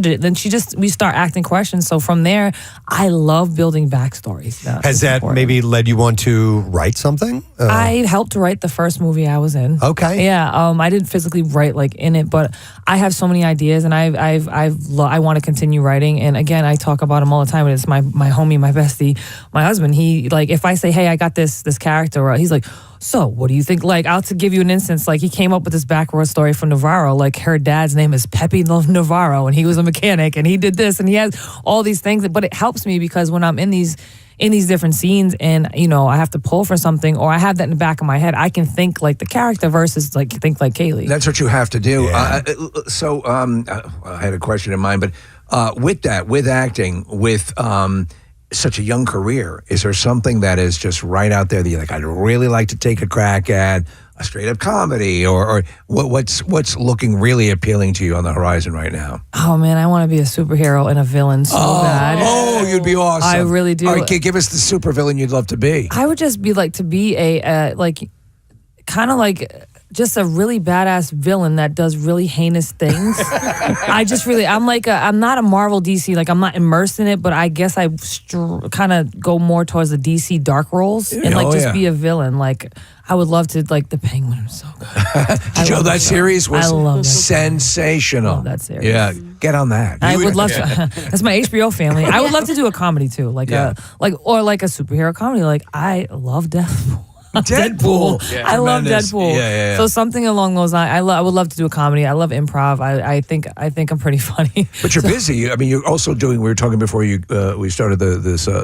interview. You were telling us about the promoting that you're doing, and the boxing and the fighting. Yeah. How much of your time is consumed with that? It's a lot. It's a lot of work. It's Cohen Promotions has done a couple of shows, and it's a lot of work doing that. But my husband does most of the work with that. It's I have my native name is Many Feathers, Many Talents, Minnequinnog. My mom named me, so she named me right. So, I mean, I'm kind of taking things as they come, and I know things get put in my path for a reason, and I'm open. I want to do everything while I can do everything. Right. Yeah. So with that, will we, if we're around Philly for like at 2300 at the venue, we might see you around there from time to time? Anytime you see Cohen Promotions, we put shows on 2300 Arena. We have a really good relationship with them. We're just looking at the 2026 calendar. Maybe sometime in the early summer, you'll see Cohen Promotion show. We are known in Philly to have the best fights on our shows, no matter who the other promoters are around here. No shade, but all the shade. Cohen Promotions is probably the best shows you'll go to. Okay. Well, Preston, now that we know that you're here, we can come out to our events. We're doing stuff all the time. Definitely. Definitely. For sure. All right. Well, the big thing though is Mercy, and it's in theaters tomorrow. You'll be able to see that with Rebecca Ferguson and Chris Pratt as well. Anything else acting-wise coming up that we should keep an eye out for? Yes, definitely. And when you go see Mercy, please go see it in IMAX and 3D. It's like a whole immersive experience. I love 3D. I love 3D. I'm so glad it's in 3D. This is exactly with screens and stuff coming in and out. That's exactly what you want. Yeah, you'll love it in 3D. I actually just wrapped up Resident Evil. I got cast in Resident Evil. Dude, nice. That's Zach Kreger took a swing at writing. He just, Weapons was amazing, and he wrote Resident Evil. Didn't know you were in that. Yeah, man, I got a lot of things go sneaky. So and he took Resident Evil and he kind of tilted it a little bit. He did. Weapons was so good. Can you give us a little idea of what you're doing in Resident Evil? So, I am playing a badass, of course. But he took I played Resident Evil, the first one, way too much. Like I was a gamer. I still play video games when I have time, but I was such a Resident Evil player. So he never seen the movies. He's never watched the movies. He loved the game. So he took a crack at another origin story.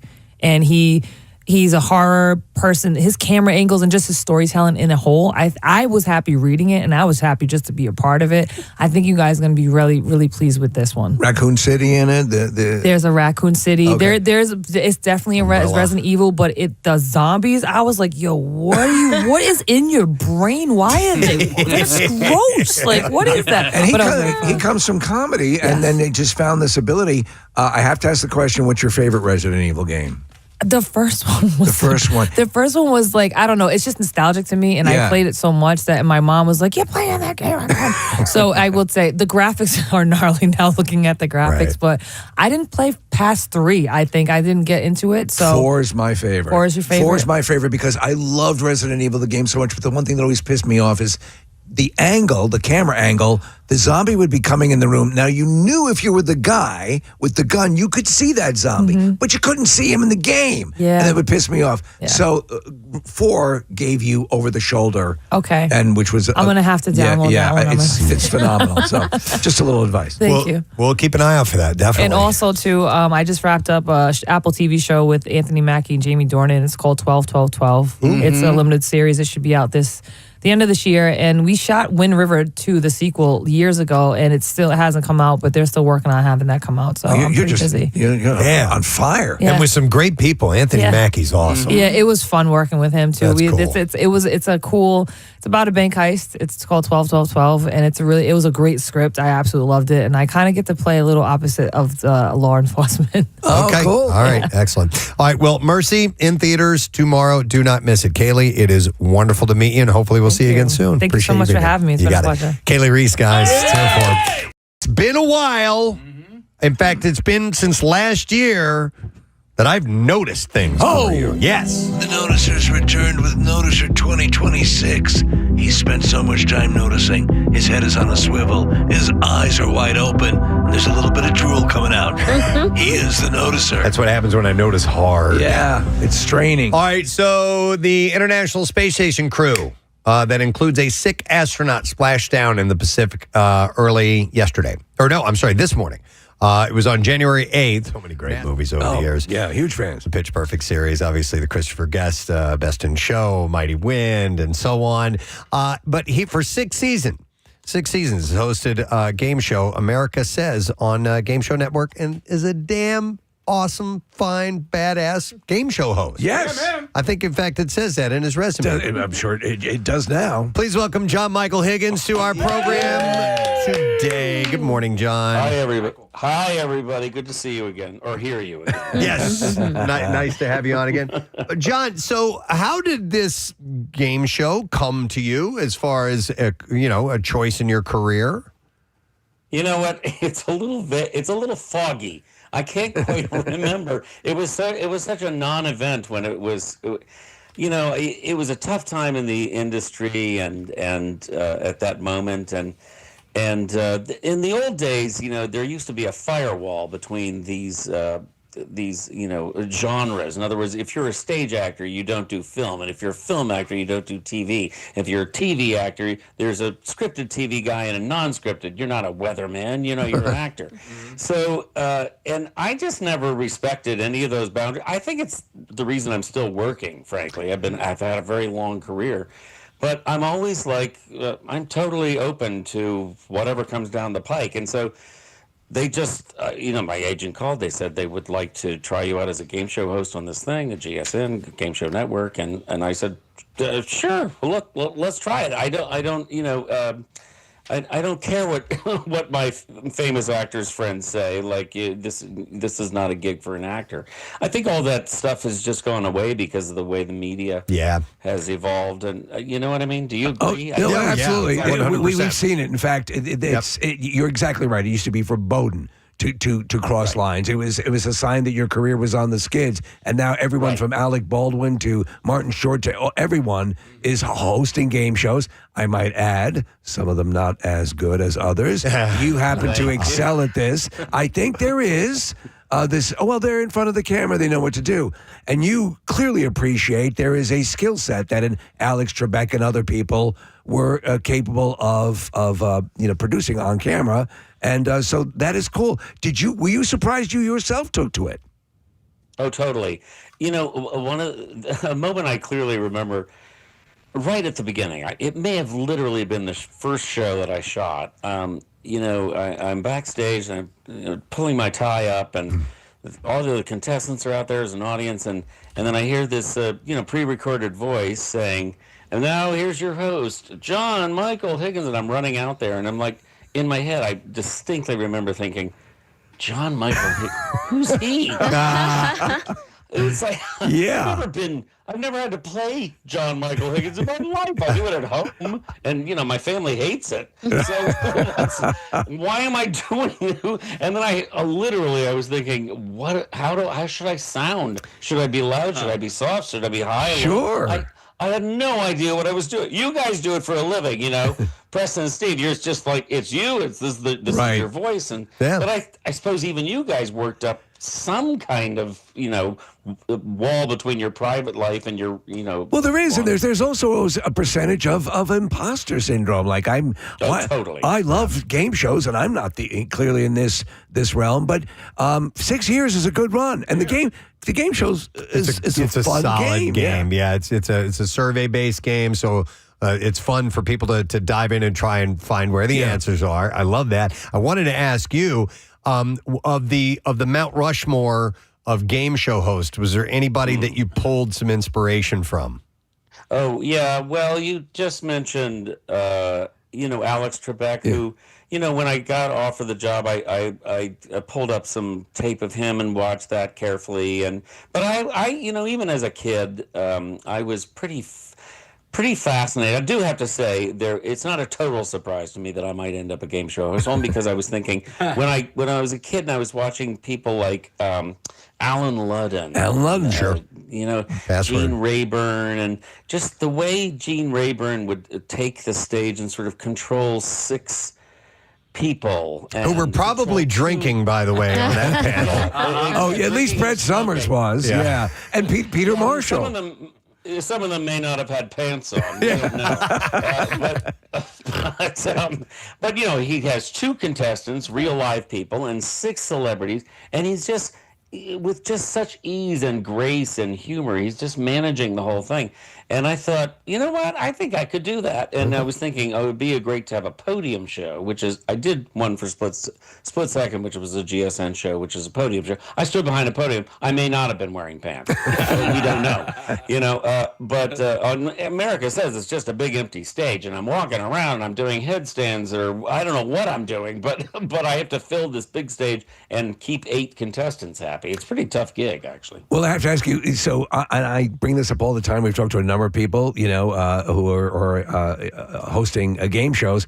I love the freaking sets. I love the lights. I love the whole thing. And they did a refurb on your set. And yes. Did you find yourself just getting lost in the lights? And it's almost like a science fiction movie you're on.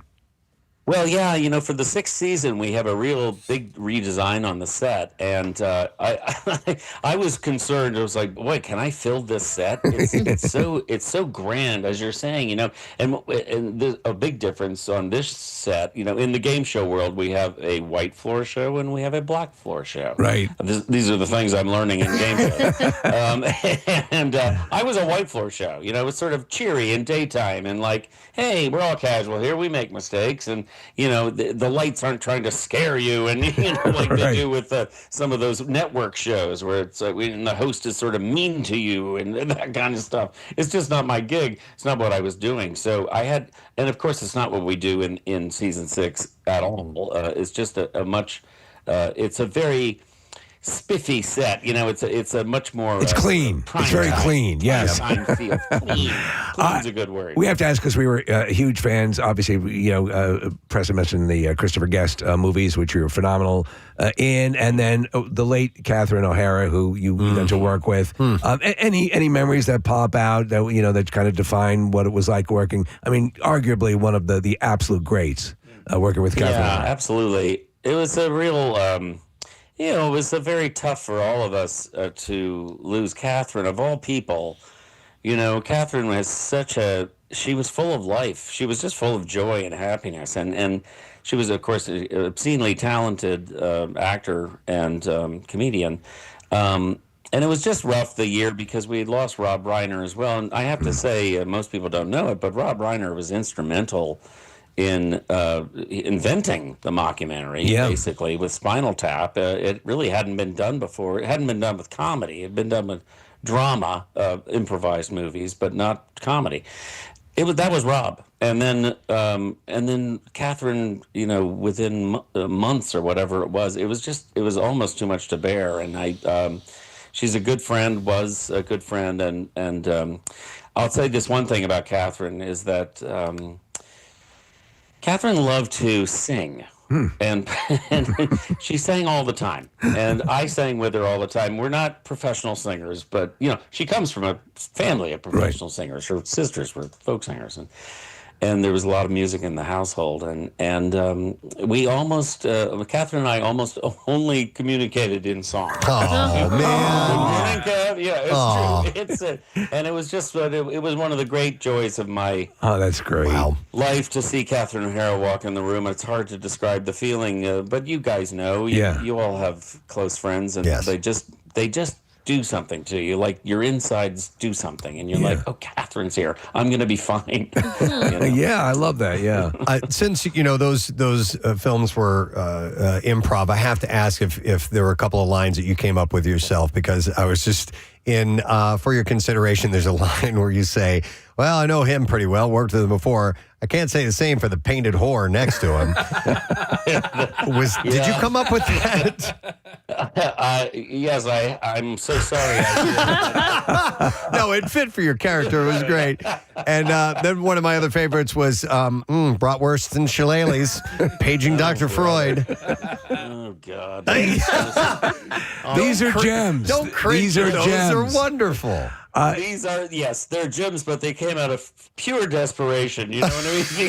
The cameras, you can hear in those days, you heard the camera. It was like, brrr. Well, listen, Dewey Cox, Walk Hard, where you're the producer with the Hasidic, the obviously everyone in that is illuminated. But that whole sequence is just full down funny. Are you threading is it a tightrope of hilarious joy on one side and sweating it out because you're amongst some of the great improvisational minds and you've got to deliver? Well, all those things. Yeah. But you know what? It's but the tough part is I have to really keep the story going, and I can't just go into a joke thing because that's just a stand-up routine, and it doesn't work on film. The audience doesn't like it. So basically, that's the tightrope I'm walking. What a talent! And obviously, you've got to improv while you're a game show host too. It's part of the whole thing. Yeah, that's what I do. New episodes come out weekdays at 6 p.m. We know you got to run, Michael, but thanks for joining us. You can see Season 6 of America Says on Game Show Network. Thanks so much, man. We appreciate it. Thanks, you guys. Anytime you call, I'm here. Done and done. John Michael Higgins. He's the best, man.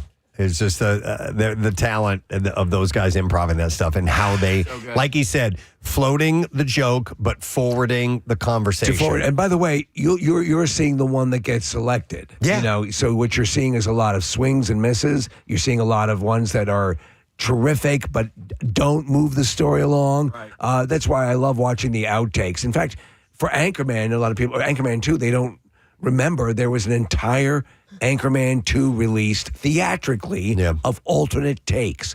The same movie with alternate takes. That's tons of talent. Wow. All right, so we're still waiting on our next guest, Casey? Yeah, he's supposed to be dialing in 3 minutes ago. So, hey, man, this is kind of the way the week's going. No, it's all good. I have a little follow-up email from something we mentioned on the air yesterday. All right. Casey did his career day presentation at Cardinal O'Hara High School and was a little nervous about it because he had to do 35 minutes and ended up filling the time and having a great time. And he brought back a sticker from a band at the school called Sludge, which we thought was great. I got an email from Anton, and it says, "I'm Anton from Sludge," in the subject. And I'll just read you a little bit of the email because I thought Anton from Sludge. I thought it was really funny. He said, "Dude, we were so shocked when we heard Sludge on the radio. It was awesome. We listen to you guys every morning, and everyone in my band is a big fan of the show." And he said, "I never would have thought that y'all would mention us on the show." And so he clarified something for me, and this is why I'm going to bring this up. He said, Sludge is a doom/sludge metal band. Yes. So what I didn't know is apparently sludge is a genre of metal. Did not know that. I was not aware. He said we do originals, and we also do covers like Black Sabbath and Metallica. So let's go to our metal specialist, Ryan Shuttleworth. I had a feeling these guys were like this style. So if I could recommend a band that is in this genre, it would be a band called Crowbar.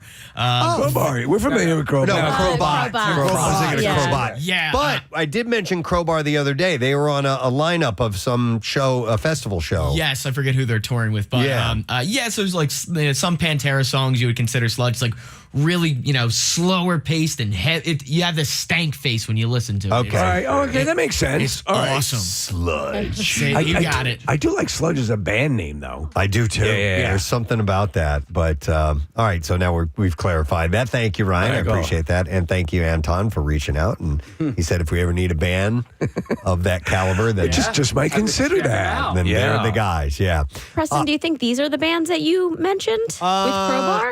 Dying Fetus. Oh, really? Dying Fetus.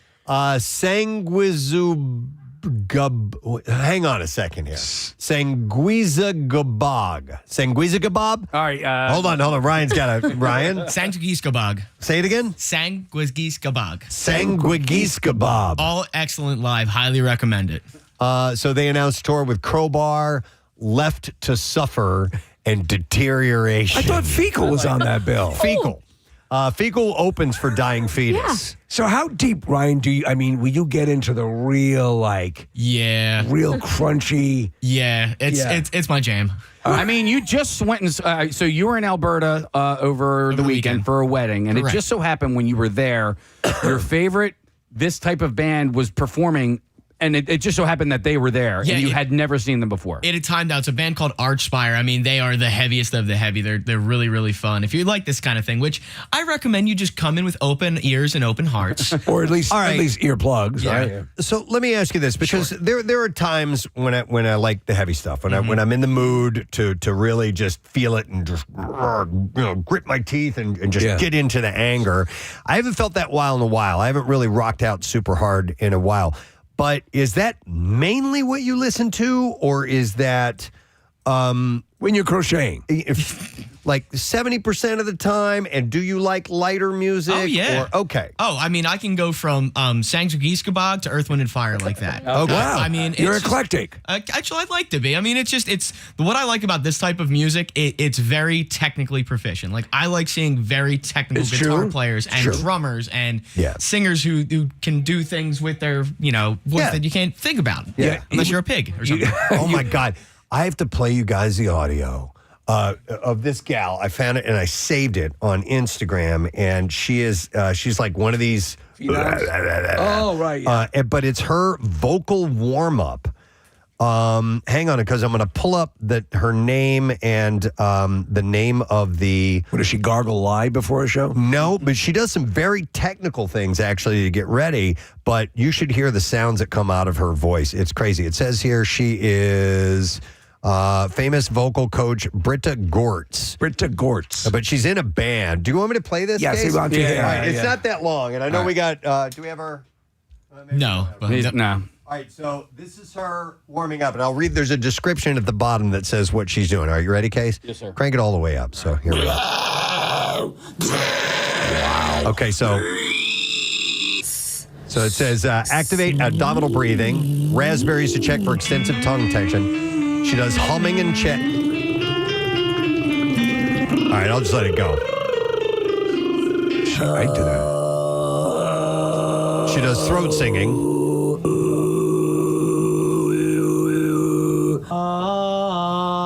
Vocal fry. Wow. Adding pressure to the vocal fry. Wow. False chord sounds. Slowly adding shaping. These are fry screams. This is overtone. And then she does pig squeals. Wow. And then they go to her singing on stage. Hold on.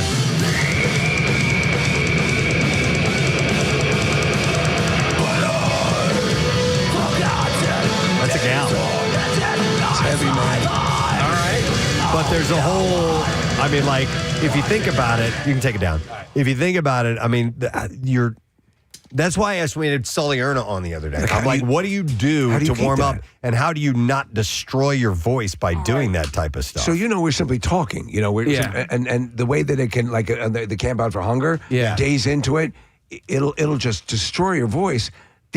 They're doing hours of this a night. Yeah, that's why I think like maybe they're not going as hard as you think because the microphone and the speakers are doing the job for them. Interesting. Yeah. Well, you can do, there's this inhale thing that you can do, and if you're really tight on the microphone, you can make it sound like that. It can be, I'm actually breathing in when I do that. That makes me calm. Okay, you're a bitch. But when they're going outward, that is really pushing on the vocal cords. Blow your O-ring out. Yeah. So is that you breathing in? I am not a bitch. Yeah. I want to hear Marissa. What is your name? Marissa. You know Marissa? Bryant. This is Marissa. No. You're going out. Breathe in. I'm breathing in. Yeah. There it is. Hold on. Yeah. Now. I wasn't ready for it. I got the black lung. I'm sorry, guys. Hold on. Do that again, because that sounded spot on. Yeah. Let's try. Now try and say, it can definitely harsh it out. Try and Me. do the traffic report like that. And now, Marissa, what's up in traffic this morning? 76 is busy. 95 is jammed up from Bob in the garage. It sounds like Last of Us. It sounds like the clickers. Like what? The clickers. Last of Us. Oh my God, you're right. We have that. We should have some audio though. Do we? Yeah. That was me. That should be a band, the Clickers from the last. In tuxedos, Preston, but with their fungal heads. In tuxedos. Some of these guys are just built different. Like Sully's like, nah, I don't really do anything. Dave Grohl recently has been like, oh yeah, I take like 3 shots of Jack, I drink a couple of beers, and then I head to the stage. But then there's these other people that do these full routines. Yes. Some of them, because some of them have lost their money makers for a while, or you remember with Elton John, he had those polyps. Yep. And it almost destroyed his career. Maybe he should sing inward because he's just all outward. I'm still dead. AC/DC kicked out Brian Johnson because he lost his voice. Remember for like 2 years? Yeah, he couldn't, and he has a real bad hearing problem too. So, Couldn't hear that he lost his voice. all right. Well, it's looking like our next guest was supposed to be on with us 10, 12 minutes ago. So we'll just kind of move on with something else. I think I do have a few different things. Yep. That I have in the queue here. You know what? I saw a press release sent to me yesterday, and since we are approaching May the 4th, which, by the way, is also Angorsky Day. Yes, I need it to is. remind you of that, which we haven't done that in a little while. But New Hope is planning a big May the 4th Be With You event. This is perfect. May 1st through the 4th. So it starts, is tomorrow the 1st? It is. Okay, so it's tomorrow through the 4th. They have over 60 independently owned businesses that are doing their own creative spin on, the Star Wars celebration. So they got themed cocktails, specialty menus, costume discounts, interactive experiences, and they will have actual stormtroopers walking the streets. Oh, wow. So it's A New Hope, right? It synchronizes perfectly, right? You A got New that Hope. case? Yeah. Exactly, yes. So May 3rd at 11 a.m. to 1 p.m., members of the 501st Legion will be moving through town in full museum-quality costumes, giving photo ops to people. And Star Wars Quizzo will be taking place at the Bucks County Playhouse Courtyard. And they will have a chance to win a Mandalorian Season 2 picture disc at Sweet Repeat Records and a weekend's worth of moments as well. I love this. For the longest time, and now they've had to change it basically a bit, but they would do Harry Potter weekend in Chestnut Hill. Yeah. And it was terrific. I mean, Preston, you as a Harry Potter fan would have freaked the F out. Everything, all the stores were tying into it. There were all sorts of things that almost like a Ren fair in some aspects. For a town to adopt this and do this, I love this. I didn't think about the New Hope connection. Me neither. A New Hope. Yeah. Yeah. I mean, come on. Are That's there perfect. any towns in here called Empire Strikes Back by any chance? Yeah. You know what? Not that long ago, the Empire was on, or maybe it was New Hope. Anyhow, one of the first 2 Star Wars movies was on. And I told you guys I tapped out on Star Wars a while back. It just got to be a little too much. There was a lot going on. It's kind of similar to what happened with the MCU for me as well. But I watched one of the originals. I came part of the way in, and I spent some time with it, and I fell back in love with that movie. Yes. Which was great. It's terrific. It didn't bring me into what it's expanded into now, but I was just like, let me see if this still holds up. Yep, still held up. When I did get it back was for Mandalorian Season 1 and Season 2. I was loving it. Season 3 made me want to crush my head in a wine press. Horrible. Yeah. So I hope this movie gets some of it back. I don't default love everything that's Star Wars. I've been very critical. Even in the original trilogy, I was not that thrilled with the third one. I enjoyed it. Thought the Ewoks were a little bit too much. But, but we'll see. Hope springs eternal. Yeah. Right? A new hope. All right. A new hope. A new hope. I assume, I'm not going to answer this for you, but I assume that you hate Jar Jar Binks more than the Ewoks, right? Yeah. You know what? I get where they were going. Jar Jar Binks, you can't cut a battle scene. There's a battle scene, you know, and then the Phantom Menace. You can't have him go, whoa, you know, hanging off it's like, no, well, this is all playtime. Yeah. The original Star Wars was not done specifically for kids. It was going to be a hit with kids. Yeah. When you shoot at a kid level, I think you missed the mark. Yeah. So what George Lucas did brilliantly with the original Star Wars is it was an homage to Flash Gordon and those old movie serials. Yeah. And you can't chop a guy in half, right? You know? And also go, ooh, Misa! Misa don't like that. He is in half! And it was just annoying. Right? I know, and I felt bad for the actor who played him too, because he was just doing what he was directed. He was told to do that, and he got savaged for that. But I mean, with the you know, playing to the little kids a little bit more. I mean, how much of that is merchandising? Toys. Spaceballs. I'll tell you, I got this years ago when I would frequent Star Wars, science fiction conventions. Go figure. And in particular, Star Trek. And so there was, the Next Generation had just come out, Preston, and they had the character of Wesley as a kid. We're going to put a kid on that. Yeah. And then now all the kids can watch and go, hey, I'm like him because I'm a kid too, and I want to be.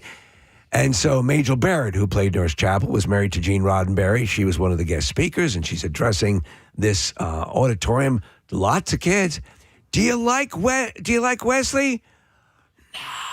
I mean, the kids. I saw a kid almost next to me on his chair. Kill him! Yeah, because kids don't want to be the kid. They want to be Indiana Jones. Right. They want to be Han Solo. Right. And so that's the thing. That's the detachment. Fortunately, Wesley grew into that character. He did. Which was good. Learned how to play him right. Yeah, I agree. So anyhow, New Hope's doing this starting tomorrow. So Nice. Star Wars fan, got to get out that way. And there's going to be like a bunch of different places. I like this at the Greenhouse. They're having lightsaber shot flights. You know how you do like the ski shots? They're doing, I think they're doing like lightsaber shots. Baby Yoda Vanilla Nitro Cold Brew at Reed's Breakfast Bar, and the Endor's Forest Pizza and Spicy Chewbacca Pizza at Spatola's. It's got a hair on it? Maybe. And there's something it says here. This is it says, Milk the Tubes Be With You. Complimentary beer at Doubles by Human Robot. Okay, Is so this the blue milk? Maybe. No, so Human Robot is a brewery. They're in the city and they have a location in New Hope and Jenkintown. Milk Tubes is kind of just the foam.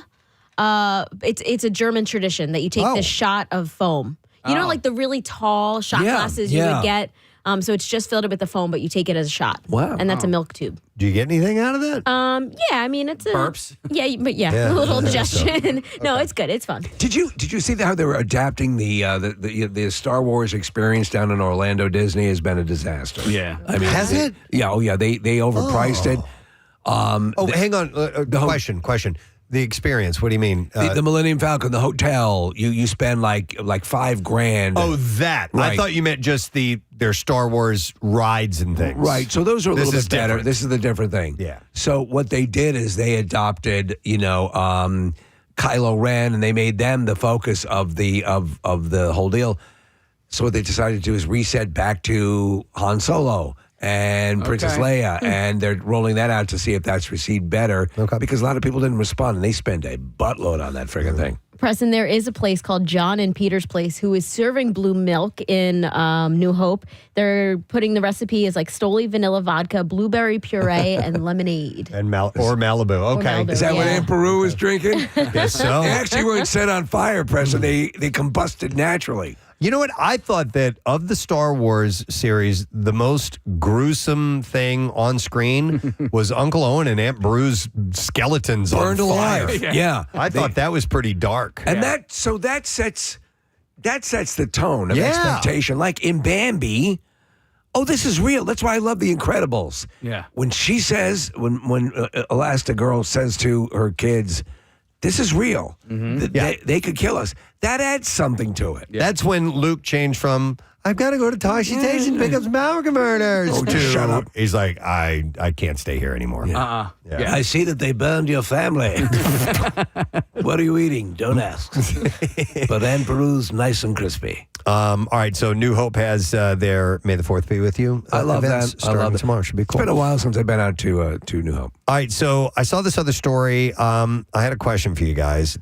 I thought about putting this in a bizarre file or something like that, but this is in Wisconsin. So there's a new speed limit that was posted at the Outagamie County Recycling and Solid Waste Facility. So it's big enough to have their own speed limits? Yeah. So if you're driving through this area, they have a speed limit. It's posted that you must drive no faster than 17.3 miles per hour. No. So they decided on posting the speed limit of 17.3 miles per hour because it makes drivers pause, look twice, breaking up the autopilot feeling that can be experienced when driving on familiar roads. And there was also another story out of Colorado Springs, Colorado. There was a speed limit at a shopping center. It's 8.2 miles per hour. So they do that on purpose. It pauses, makes you pause. Yeah. So the reason that I bring this up was the next line in this. It says transportation planners may be turning to these more creative methods as they seek to slow down drivers. One recent study found that simply lowering the speed limit doesn't usually work. And this leads to my question. On the Schuylkill Expressway, a while back, but over a year at least, they have those changeable speed limit signs. Yes. The digital speed limit signs. Yeah. Have you ever once paid attention to what that speed is and paid heed to it and actually stayed at that limit? So I did the other day. I have not been on the Schuylkill in a long time, and it seemed absurdly slow. It was like 35 miles an hour. Yeah. And I'm like, what in the F? What in the F on a main thoroughfare? It happened to be at the time, which are many times on the Schuylkill, where the traffic was backed up anyway. Yeah. So you were lucky if you're going to hit 35. I've not once even glanced at it. I'm like the speed limit is 55 and the average speed is 75, and so I'm just doing my thing. On that road in particular, I just go at the pace, the rate of traffic. You know, I'm not looking at the. I think a lot of us limit. do that. Yeah. Yep. All right, so I look at it as a signal that there is traffic coming up, that there might be like a stoppage of in the roadway, so I will get off. Like, so I'll get off. You're taking that as a time to leave. Yep. If it's like 25 or 35, it's in my mind, it triggers that there's something happening. Get off the highway, take back roads. Okay. Yeah. Thank you, Bill Weston. Ryan? The one time I really pay note to it, I think it's the Walt Whitman Bridge has this coming from the Jersey side. Every time that it's a slower thing, it's usually construction, but more times than not, there is a cop sitting there. So, do you know what I find on 76, Ryan, and just in general? It has the most 55 to 0. Boom, stop. Like, I've had more. It's kind of curvy, so that's why. I've had more out of the blue dead stop traffic, which scares the crap out of you. Yeah. By the way, somebody texted and said, that road has a speed limit? Yeah. But they put those in, and I was like, okay. And at first, I kind of paid attention to it, but after a while, I was like, this is no. Because I'll be I'll be there. There are times where it's open and it says 45, and I don't see the need to go 45. Do you know where I adhere to the 25 mile an hour speed limit? Is along here, Presidential and St. Asaph's. I guess. Yeah, they used to sit out there regularly, They would sit even out there early regularly. in the morning. Yes. I haven't seen it. I haven't been on that road in a while, so I haven't had to pay attention. And it just gets burned into your mind because you know that they picked that area. It's like you down at the shore. Oh yeah. I mean, they are hard on that speed limit. Strictly enforced in certain shore towns. In Conshohocken on the Plymouth side, they used to have signs that would say like something. I think it was about like a rolling stop. And it was like, it would be a stop sign, and then there'd be a sign underneath that was like, stopping, free, rolling stop, could be $300. Is it worth it? Yeah. And it made me stop and read it and giggle every time. And I knew it was coming, but I would still stop and read it, and that was the 3 seconds. So that's kind of similar to these like 27 miles an hour, 8 miles an hour. Yeah, down the shore, I go the speed limit every single time, and then also the stretch of road on 252 approaching the Springton Lake Reservoir. The speed limit on one side is 35, and the other side is 45. What? Yeah. On the 35 mile per hour side, I absolutely adhere to it, and I don't care if somebody's riding my ass. I'm like, Because you've seen people pulled over. oh yeah, I've gotten pulled over. You've gotten pulled over. The cops will hang out in the in like driveways. Really? Yeah. I don't Yes. think I've ever paid attention to a stretch of road that has a speed limit in one direction and a different one in the other direction. No, it's not. It's both directions, but on one side of the because you kind of go over this bridge. You mean by the time you get to the other side of the bridge? When you get to the other side of the bridge, Okay. the speed limit changes. Okay, I thought you meant direction. One lane going one way is. I've never heard of that. There's a part of Ridge Avenue where that happens. It's coming up to Plymouth Meeting. I think it's, what is that town called? There's an Italian restaurant that my family and I would always go to. And there's one little stretch where it like lowers. And it's like, you just know that during that little stretch between Roxborough and Plymouth Meeting, you have to drive 25 miles an hour or 35, whatever it is. Yeah. Okay. We were talking earlier about like school zones and I mean, you feel like you're performing a federal offense. You have to adhere to those speed limits. Oh, yeah. Because there's always cops sitting there. Oh yeah. Some more than others, but and it's kids' lives you want to be, right? Yeah. You don't want to kill the kids. This wasn't a speeding ticket, but this is so funny. I shot this video. So Delco Gives Day is coming up next week, and so I went to media to shoot this video. And I parked on Olive Street, Olive and State, and I was literally standing about 20 yards from my car. Right. When I got out of the car, the people from the Foundation for Delaware County were right there. So I immediately went over and said hi to them. Didn't even think to pay the meter or anything like that. Right. I'm standing there for 20 minutes, no more than 20 yards from my car, and I got a ticket. I'm like, how the hell did we not see this? How did I not even notice that I had gotten this ticket? And then I got done shooting my video. I got I'm like, God damn it. I'm like, I didn't even You probably even talked to the guy. How long have you been working? Seriously, I might have actually said something to the, I probably would have noticed a meter. And sometimes they're slick. Oh, like yeah. if there's Yeah. people on the other side, they'll kind of like stay on the driver's side on the road so you don't see them. I couldn't God, believe I hate seeing that. You walk up, you see it sitting on the windshield. You're like, It's my damn own it. fault. Do you know who mastered, though? I know. The person who mastered the way of dealing with it, Pierre Robert. Yeah, don't pay him. Don't pay Put it in your bag and forget about it till later. It goes away. We have actually some of the notices hanging outside in the green room. Ryan? Can I just stress that be careful with that, because he got a notice for an unpaid one from Cape May where they were like, you have to report to court now in order to pay this off. So moral of the story, kids, keep an eye on your parking tickets. Does that turn into a bench warrant at any point? I've if you always have heard enough, that if you don't respond to a ticket like or that, enough of them, Yeah. or whatever it is. Well, they'll boot your car. They'll boot it and tow it. And they'll have like days where they catch us up. Right. Yeah. There was. I might have a couple to add to that Pierre string. Have you had a car booted? No, Okay. I've never been booted. have you ever had the windshield done? You know they do the windshield. Yeah, it's called the barnacle. Barnacle. Yeah. That blocks your windshield. Yeah. I've seen pictures of people hanging out the window, driving their car Driving like down Ace the road. Ventura. I'm not keen on that. I mean, the wheel assembly is a little bit more resilient. Yeah. When you're clamping something down onto the windshield, I'm a little more reticent to it. I mean, if you're in violation, I get it. It's a pretty wild looking thing, though. I'm still waiting for, I think it was in like the 90s to the early 2000s, the PPA was like, hey, if you have unpaid parking tickets, just come in today. Oh, clemency? And they're like, they would do that. They're lower. You're not paying the full payment. Right. I'm waiting for one of those. When was the last? It seems like years, Marissa, since they've done that. Well, they also did it and arrested people. Oh, really? Remember that? They said they called all of these people and they said, we're giving away Eagles tickets. Oh, yeah. And then those are different. Yeah. It's a sting, yeah. So, Preston, if you had a barnacle on the front on your windshield, would you sooner drive with your head out the driver's side window or the sunroof? Ooh. I don't know if I could do this. I'm tall, but I don't think I'm that tall. And you have a center console. That would make it too difficult, right? Yeah. Or what about a Jeep if you just take the top off your Jeep? Yeah, now that you could do probably. I try to get my dogs to put their head out the sunroof. They don't even. I'm like, it's probably better for you that way, buddy. I used to have a Bonneville when I was in college, and I could literally drive the car from the passenger side. Yeah. Was it like a bench seat? It was a bench seat. Yeah.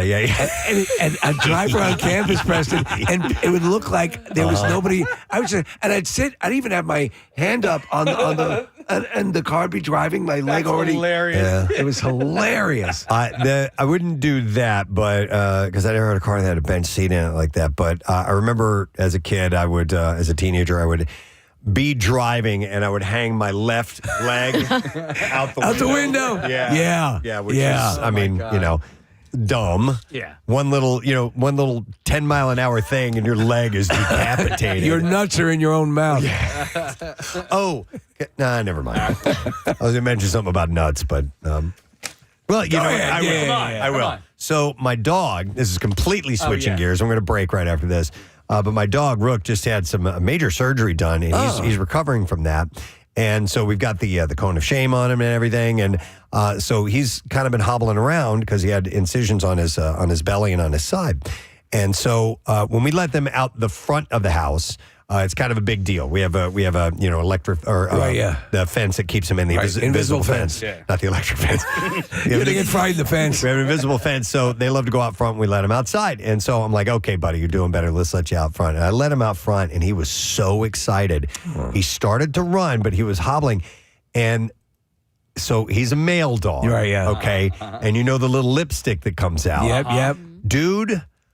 Like, it all came out. Yeah. Really? And he ran outside. He got so excited. And then he had to stop, and he laid down because he couldn't go any further. And I mean, as opposed to a lipstick, it looked like, you're familiar with the long hot peppers? Yes, yeah. So it looked like that. Like, it was inches longer. Yeah. And I think it went as far as to where I saw testicles come out of it. Wow. So I guess you would see the testicles would always be visible, wouldn't they? Well, you know what? I guess they wouldn't be testicles because they're neutered. He's neutered. Yeah. But I've never seen that much come out before. Dude, maybe he's so virile he has 4 nuts. So I took him back inside and I'm like, hey, buddy. I'm like, oh my God, this he was hobbling, like he couldn't walk. And I was like, oh my God, he's hurt. Yeah. And we went back inside. It went back in. And I'm like, okay.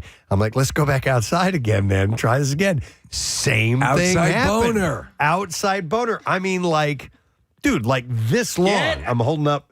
That long? Like this. I was. That's like 8 inches. That's like an 8-inch dog. It was like a human penis. Yeah. Not as girthy. Yeah. But it's skinny. Like I said, What did it long hot, taste like a long hot pepper. You know, it was a little spicy. It tasted like a pepper. Yeah. But I had, and somebody texted in, how did it taste? And you didn't take a picture? And I didn't even think about it. What is he, a pornographer? No, I thought he was hurt. Honestly, because he laid down immediately, he lifted up his right paw and just kind of paused, and he tried to gnaw at his paw, but he couldn't because he had a cone of shame on. This poor dog, man. My hog really hurts. Can you massage it, Daddy? Anyway, and I just thought of this. I was like, I think I saw his balls, but he's neutered. Do they completely cut those off? Is that how that works? You know what? Or is it like a vasectomy where they, because there's like gelding where they remove. To be honest, I'm not sure. Yeah. And I've had my share. I've had so many castration. Animals. I don't know. Try not to look back there. I don't know if it's castration or not, or maybe they're still there and it's more like the vas thing, like a vas deferens, yeah. Or a vasectomy, vas deferens. So I don't know. Yeah, well, no. So think about that. The vasectomy, they don't take your balls out. Obviously, they just, You guys didn't have your balls. No, they just take your vas deferens out, or they You were turned into eunuchs. They essentially sew it. Yes, closed, so they don't connect. Yeah. Which do you want to have removed, the shaft or the? But I don't know about that. Cosmetically. I don't know about neutering in dogs, whether they do it or not. Because I thought I saw dog balls. It's quite possible. And I never realized that maybe those are internal. I hadn't thought about that. You should have called Chuck. Yeah, isn't dog balls coming to? Why would I call Chuck? He's the program director. Oh, okay. Why are you calling me? Dog balls is coming to town on August 14th or 5th or That's something. Dog Star. Dog balls. Not dog balls. Yeah, we'll be giving away tickets in a moment. In fact, that's a good opportunity to take a break right now and come back with your chance to win tickets to see Dog Star. Actually, we'll get to that with lesson question, music news, and all that stuff. So we do have to break, though, because we have coming up No Sad Dough and the Bizarre File. So we'll return in just a moment. Stay with us.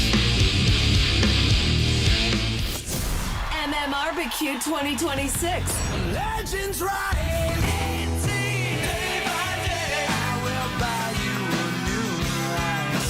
The all-day party you don't want to miss. Saturday, May 9th at Freedom Mortgage Pavilion. Godsmack, Alice Cooper, The Hooters, Everclear. Plus, Des Rocks, Cammy Kehoe, Lilac, Local Shots Opener, The Circus Hearts. For a limited time, a 4-pack of lawn seats is just $144 all in, plus tax at Ticketmaster.com. From 93.3 WMMR, everything that rocks. Said that it would be ending the current ISS mission out of an abundance of caution because of a medical situation involving, one of the astronauts on board. They have not said who it is or what they are sick with. We're just going to detonate it. The NASA Administrator Jared Isaacman said during a press conference, I've come to the decision that it's in the best interest of our astronauts to return Crew 11 ahead of their planned departure. So obviously for them to do something like this, there has to be, something definitely that is contagious or something that would be very debilitating. To the sound effect point, Preston, I wonder, has there ever been a case? Yeah. Now, just in real medical terms, if you have a really aggressive diarrhea or any situation, bowel situation, what would they do? Yeah, that's a good question. I mean, because clearly they were equipped to handle Dookie. Yes, and I'm sure that they have taken diarrhea into consideration. Into consideration, they consider everything. I just want to see the machinery that handles that. Yeah, I don't know, but there are times when it happens by accident. Activate the Ass Suck 5000. Can you fire that thing up, please? Crew 11 undocked from the ISS at 5:20 p.m. Eastern Time Wednesday. Was expected to splash down off the coast around 12:41 a.m. Thursday morning, and it happened apparently right on time. I hear the Ass Suck 5000 sounds a lot like the Willy Wonka machine. I thought that might be something that it might, engage.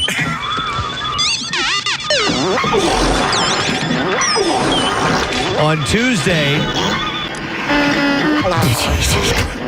we have a go flight. On Tuesday, the crew prepared by packing cargo, reviewing return to Earth procedures, and transferring hardware aboard the ISS. I'm going to miss you guys. They had an alien. They made a buddy. Yeah. Fortunately, I eat diarrhea. That's why we love you, buddy. Hey, we figured out what to do. Yeah. This guy eats that stuff. I eat it for breakfast. Wouldn't that be great if that were the thing? He ate it, and then whatever he pooped out, we ate? Yeah. Wouldn't that be hummus? That would be the best scenario ever. We meet an alien race. Yeah. And they eat our diarrhea. Yeah, our dookie, our garbage, whatever it is, and whatever they crap out. We love to eat. Is like it's like macaroni and cheese. Yeah, I love it. Yeah. Like something really, really good comfort food. Who's hungry? Yeah. That would be the perfect scenario. That's it. We have to work on that. Wow. Dare to dream. So an emergency evacuation was not ordered, like a full-on emergency evacuation, because the astronaut was stable, according to Dr. James Polk. The astronaut remains in stable condition. The mission is part of... What do we know? Have any indicators to what the illness was? No, Nothing not at all. whatsoever, yeah. Yeah, they haven't said. The mission is part of Which means it has to be something like diarrhea. Is part of NASA's Commercial Crew program, which partners with private companies to deliver humans to and from the ISS. Crew 11 includes 2 American astronauts, a Japanese astronaut, and a Roscosmos cosmonaut. They traveled to the ISS on August 1st and were scheduled to stay there until mid to late February. So, they're coming back a litle early. Was that his rap name, Roscosmos? Yeah, that's Roscosmos cosmonaut. Rizm Kizmal Brism. Yeah, Rizm Kizmal Rizab. Roscosmos cosmonaut. So it is the 11th crew rotation mission of SpaceX's human space transportation system and its 12th flight with astronauts. In November, the crew actually marked historic milestones for the ISS, the 25th anniversary of the first crew that arrived at the station. So it's been crewing. It's been up there longer than that, but it's had people now for 25 years. It's an amazing thing. Yeah, and then Peoples is Peoples as well. They are. Peoples is Peoples. I watched where I turned Ad Astra on as I was going to sleep a few nights ago, and in the beginning of that movie they had the space elevator. Yes. Are we anywhere closer to that? The word is that.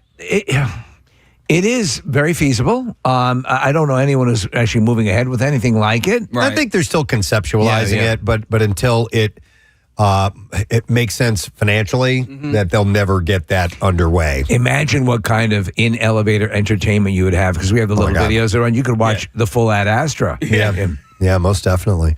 Man, what was I going to say? So it's been up there for 25 years. I have an app. I have an ISS app that lets me know when the passes are happening. Right. I still get a kick out of seeing that thing. With the naked eye, I still just marvel at seeing that go by at the speed that it goes by and just know that there are people up there. It's fascinating to me. All of that. I mean, again, so I keep flirting. I have this one telescope that I really love. And I just don't break it out a lot. And as of late, I've been thinking I really should get it out and start looking at it more. Because even just looking at the friggin' moon is just... It's amazing. Yeah, awesome. So to see something like, the space station going by, it's unbelievable. NASA, like I said, didn't say which astronaut was impacted or their condition, but it was the first time in 25 years that a medical evacuation... We are out of our orbit trajectory. It is the first time in 25 years that a medical evacuation was even necessary. I've never heard of it. So they take as many precautions as they can, as we've learned from watching the movies over the years. Sometimes people get scrubbed from like Ken Mattingly didn't get to go up on Apollo 13 because they thought he may have had measles. They are very, very strict on that. But every now and then there's going to be something that's going to arise without knowing. And I'm surprised it's been 25 years. They've never had to do So this. to this point, I would assume that during that time, and I would assume someone has gotten at least a little sick. Yeah, right. Sniffles here and there. Yeah. There have been, like on the Apollo missions, there were a couple people that did get sick. Yeah. Because in fact, Fred Hayes did on Apollo 13. He got gonorrhea. He had like the flu or something like that. And so it happens from time to time. But of course, they can bring you back. I mean, they're up there for months and months, as opposed to like a week or something along those lines. But yeah, it's had to have happened. It had to, from time to time. But this was serious enough to bring him back. Unfortunately, they got that little guy that eats diarrhea. I miss you guys. Yeah. Hey, can you whip me up some diarrhea before you go? You gotta feel a little peckish. All right, I noticed. Corn. I noticed another thing. Corn. So, Heated Rivalry.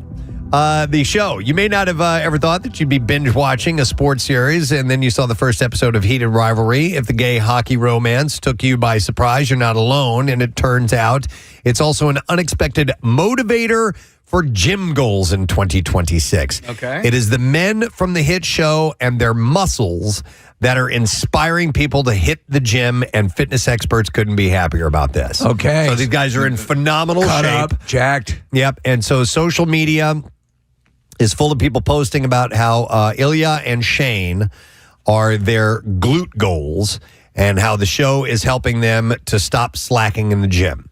The series is even influencing group fitness classes, from Peloton instructor Cody Rigsby's heated rivalry coded class to spin and soul cycle instructors theme ride. So they're naming them after the heated rivalry. I'm trying to think when the last sort of gym inspired 300. Yeah, like a show. Oh, 300. 300. That 300 had a lot of people heading towards the gym. That is a good one, Steve. Yeah. And also paint on abs. Painting on abs. Remember? Yeah. There was that one of those crappy parody, movies that came out. Spoof. Yeah. It was just, not Zucker Brothers level, but substandard. Yep. But they did have a couple of funny things, and that was the painted on abs was part of it. While some fans may just be trying to build a better booty, anything that encourages a sweat sesh is a win, since strength training supports bone density. Working out can boost mood and confidence. So here's some tips for you for for the gym. How to look like these totally jacked cut up guys? Well, if you're going to start this type of, if you have that goal, yeah. They state it's never too late to begin. Just don't expect to see results right away or ever. You will see results. You will see results. Maybe not those results, but consistency is absolutely. I agree, 100%, Casey. When I get into training mode is just it's slow. You will see it over time, over the course of time. That's the phrase that I use. Over the course of time, you will see the changes. I exercise every day, and years and years and years ago, before I did it, I mean, I've been working out for decades.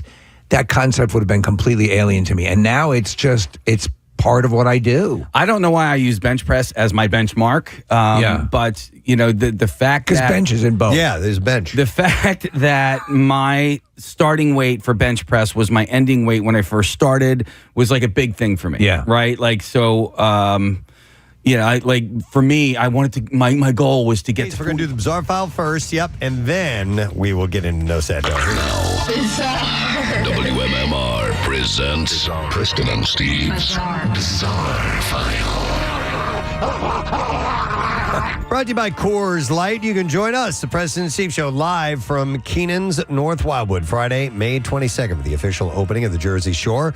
From Coors Light, cold as the Rockies. All right, here's one for you. Out of India, a shocking and unusual incident from Odisha has drawn widespread attention after a man allegedly carried his deceased sister's skeleton to a bank in an attempt to access funds from her account. The man, identified as 50-year-old Jitu Munda, reportedly took the extreme step after repeated visits to the bank failed to resolve his issue.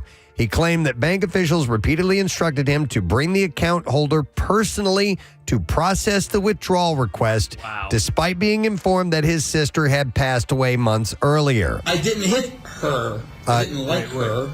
G2 bag of bones, bitch. G2 Munda was reportedly trying to withdraw $20,000 deposited in the account of his elder sister, Kalra, who had died in January. Dude, what is she on Ozempic? Frustrated after multiple unsuccessful attempts, he allegedly exhumed her remains and carried the skeleton to the bank as evidence of her death. Well, this too is proof. He said, I have run several times to the bank, and the people there told me to bring the account holder to withdraw my money deposited in her name.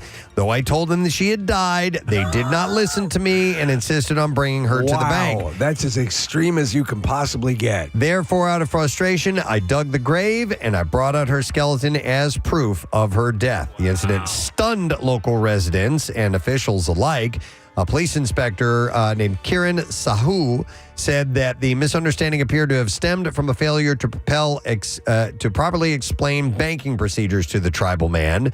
According to the officer, G2 was unaware of legal formalities such as nominee rights and inheritance rules connected to deceased account holders. By the way, how did they just by looking at a skeleton know it was in fact his sister? I don't know. G2 is an illiterate tribal man. He does not know what the legal heir or nominee is. The bank officials failed to make him understand the procedure to withdraw money from the dead person's account. He should have bought G3 with him. He's going to college. Authorities later intervened and assured him that necessary assistance would be provided to help access the money. Could you legally. imagine you're at a bank and someone brings in a human skeleton? He got their attention and he got it done. So he did the right thing, I guess. A tourist in Egypt died after being bitten by what is believed to have been a cobra during a snake show. The 57-year-old had been attending the performance alongside 3 other members of his family when a snake charmer allowed the reptile to crawl up his pants leg. That seems smart. During the show, which was hosted at a hotel in early April, tourists were able to hold snakes and place them around their necks. But the snake charmer let one of the animals, thought to be a cobra, climb up to the top of the Bavarian tourist's trouser leg. Oh, my balls! The unnamed man was then bitten by the snake. According to police, he began to show my balls! clear signs of poisoning. Oh, my balls! He then went into cardiac arrest and was required resuscitation before being rushed to the hospital where he lost his life. Well, you're going to allow a cobra to go up towards your nutsack? I mean, we don't know he bit him on the balls, but we assume it's in the general area. Can they take the venom out? Can they You'd have to suck it out. Nobody's that close to this guy. Fine, I'll do it. Do you mean of the snake, Casey? I don't know. They could venomize. Listen, there are some. I mean, it depends on how it enters the system. They usually have anti-venom. I don't know. I don't know what the case is this go round. Yeah, it's in Egypt, so I don't know what the story is. According to they love having their balls bit by snakes. Police spokesman, the investigation is not currently focused specifically on the snake charmer, but is being conducted openly. Had he been doing anything risky prior to this, Preston? The results of a toxicology examination are still pending. What a show! All right, a Tom's River man is accused of running a vending machine company that was illegally selling marijuana products across New Jersey at businesses not licensed to sell marijuana. So just regular vending machines. How did this guy think he was going to get away with this? Yeah. Ben Gross of Tom's River was arrested Friday after a 26-month investigation. There were 80 vending machines seized across New Jersey, and he was earning between $17,000 and $20,000 per day from the machines. Wow. Well, that's why he's stuck with it. In addition, authorities searched Gross's home in Tom's River, along with homes in Lakewood and Jackson and a warehouse in Manchester. As a result of the searches, authorities seized more than 100 pounds of flower marijuana, 5 pounds of hashish, several hundred pounds of THC-infused candy, and THC-infused vaping products. What a dangerous scenario. You're selling pot out of a very machine that probably has the Funyuns you're going to purchase afterwards. The warehouse was used to package the marijuana for sale in vending machines. And according to County Prosecutor Bradley Billheimer, he said, while marijuana possession is legal for adults under certain circumstances in New Jersey, it is still illegal to sell marijuana without proper licensure. The distribution of cannabis is strictly regulated, and those who choose to operate outside of that legal framework will be held accountable. Have you seen these vending machines that people sell like toys out of? And a lot of times they come in like a envelope, so you can't see what the toy is. It's a surprise. And literally the old school, being a kid, you know, buying a toy out of a vending machine. Yeah. I know, for like me and my friends, we'll spend $100 just to see what picking out random toys and things like that. Is there a machine like that in the city? I've seen a couple in Florida. I'm sure there's somebody has them. Yeah. And they're kind of kitschy. Yeah, they're right? not like 99 cents. It's like $5, $20. So no, I can haven't see seen how those. you thought he'd get away with it. All right, well, let's get to the word. 93.3 WMMR Philadelphia. It's time for a keyword. And the word is award, A-W-A-R-D. You have until 25 minutes after the hour to enter it on the MMR app or at WMMR.com. You could also text it to the special contest short code number. It's 45911. One random entry wins $1,000 in our company-wide contest. Winners will get a call from Beasley, so make sure you answer your phone. Contest rules at WMMR.com. And the Preston and Steve No Sad Dough, sponsored by Franklin Mint Federal Credit Union. Your next shot at winning is going to be at noon, so don't miss out on this chance right now. The word is award, A-W-A-R-D. Make sure you enter that right now. We wish you luck, my friend. We're going to take a break. We'll be back in a moment, and we will get the lesson question, trash, and music news. Stay there. plates up on either side. And like I started at 20. And so now, but that's my starting weight. And so it took me a little while to get there. And you're at 1,100 pounds. And I'm at now. 1,100 pounds. No. I wanted to just, listen, I'm 50 years old. I'm not out there to impress anybody, but I wanted to get up 2 plates. I just wanted to do that one time to say that I did it. And you did it. And I did it. There you go. And we're cool. And now I can just go back to sleep. Yeah. May I ask a question? And is part of it you want people to see you lifting those big plates? Just a teeny bit? Actually, no. Okay, good. Not even. But there's this guy at my gym who consistently puts up those plates like it's nobody's business. And if you were to look at him, like, because he doesn't wear like tight stuff and like that, he's just like one of those like sneaky fit, sneaky strong kind of guys. You know what I mean? He's snit. He is snit. But if I have questions, I'm like, hey, I'll go and ask that guy. I'm not gay. I'm like, why do you do this? I need to try and exercise to isolate this, blah, blah. I'll go over to that guy. Yeah, why not? He seems to know what he's doing. There are people from time to time, and I've seen videos of you look at them, you don't think that they could move the kind of weight, and then and they'll be around big, bulky, huge guys, and they'll do it, and the big, bulky, huge guys are like, how the hell are you doing There's that? a whole YouTube series. The guy's like Igor the janitor, I think his name is. Yeah. And he goes into the gym and he's wearing overalls, and you'll get these big, powerlifting guys, and he'll go over and match them and exceed them. Wow. And they're like, but he also is imbued with his genetics. Or such. Yeah. But with that first tip there, Preston, the key really is just keep going. Just keep swimming. Yeah. And don't compare yourself to anybody but yourself. Yeah, and go slow, and don't try to get too ahead of yourself. And spend an excessive amount of time in the locker room with your pants off. That too. Yeah, and if you can, sit bare-assed on the benches because I love seeing that. I love seeing a bare ass on a bench. But here's the deal. It's going to take a couple of months for you to start feeling changes in your body. Hang on just a second.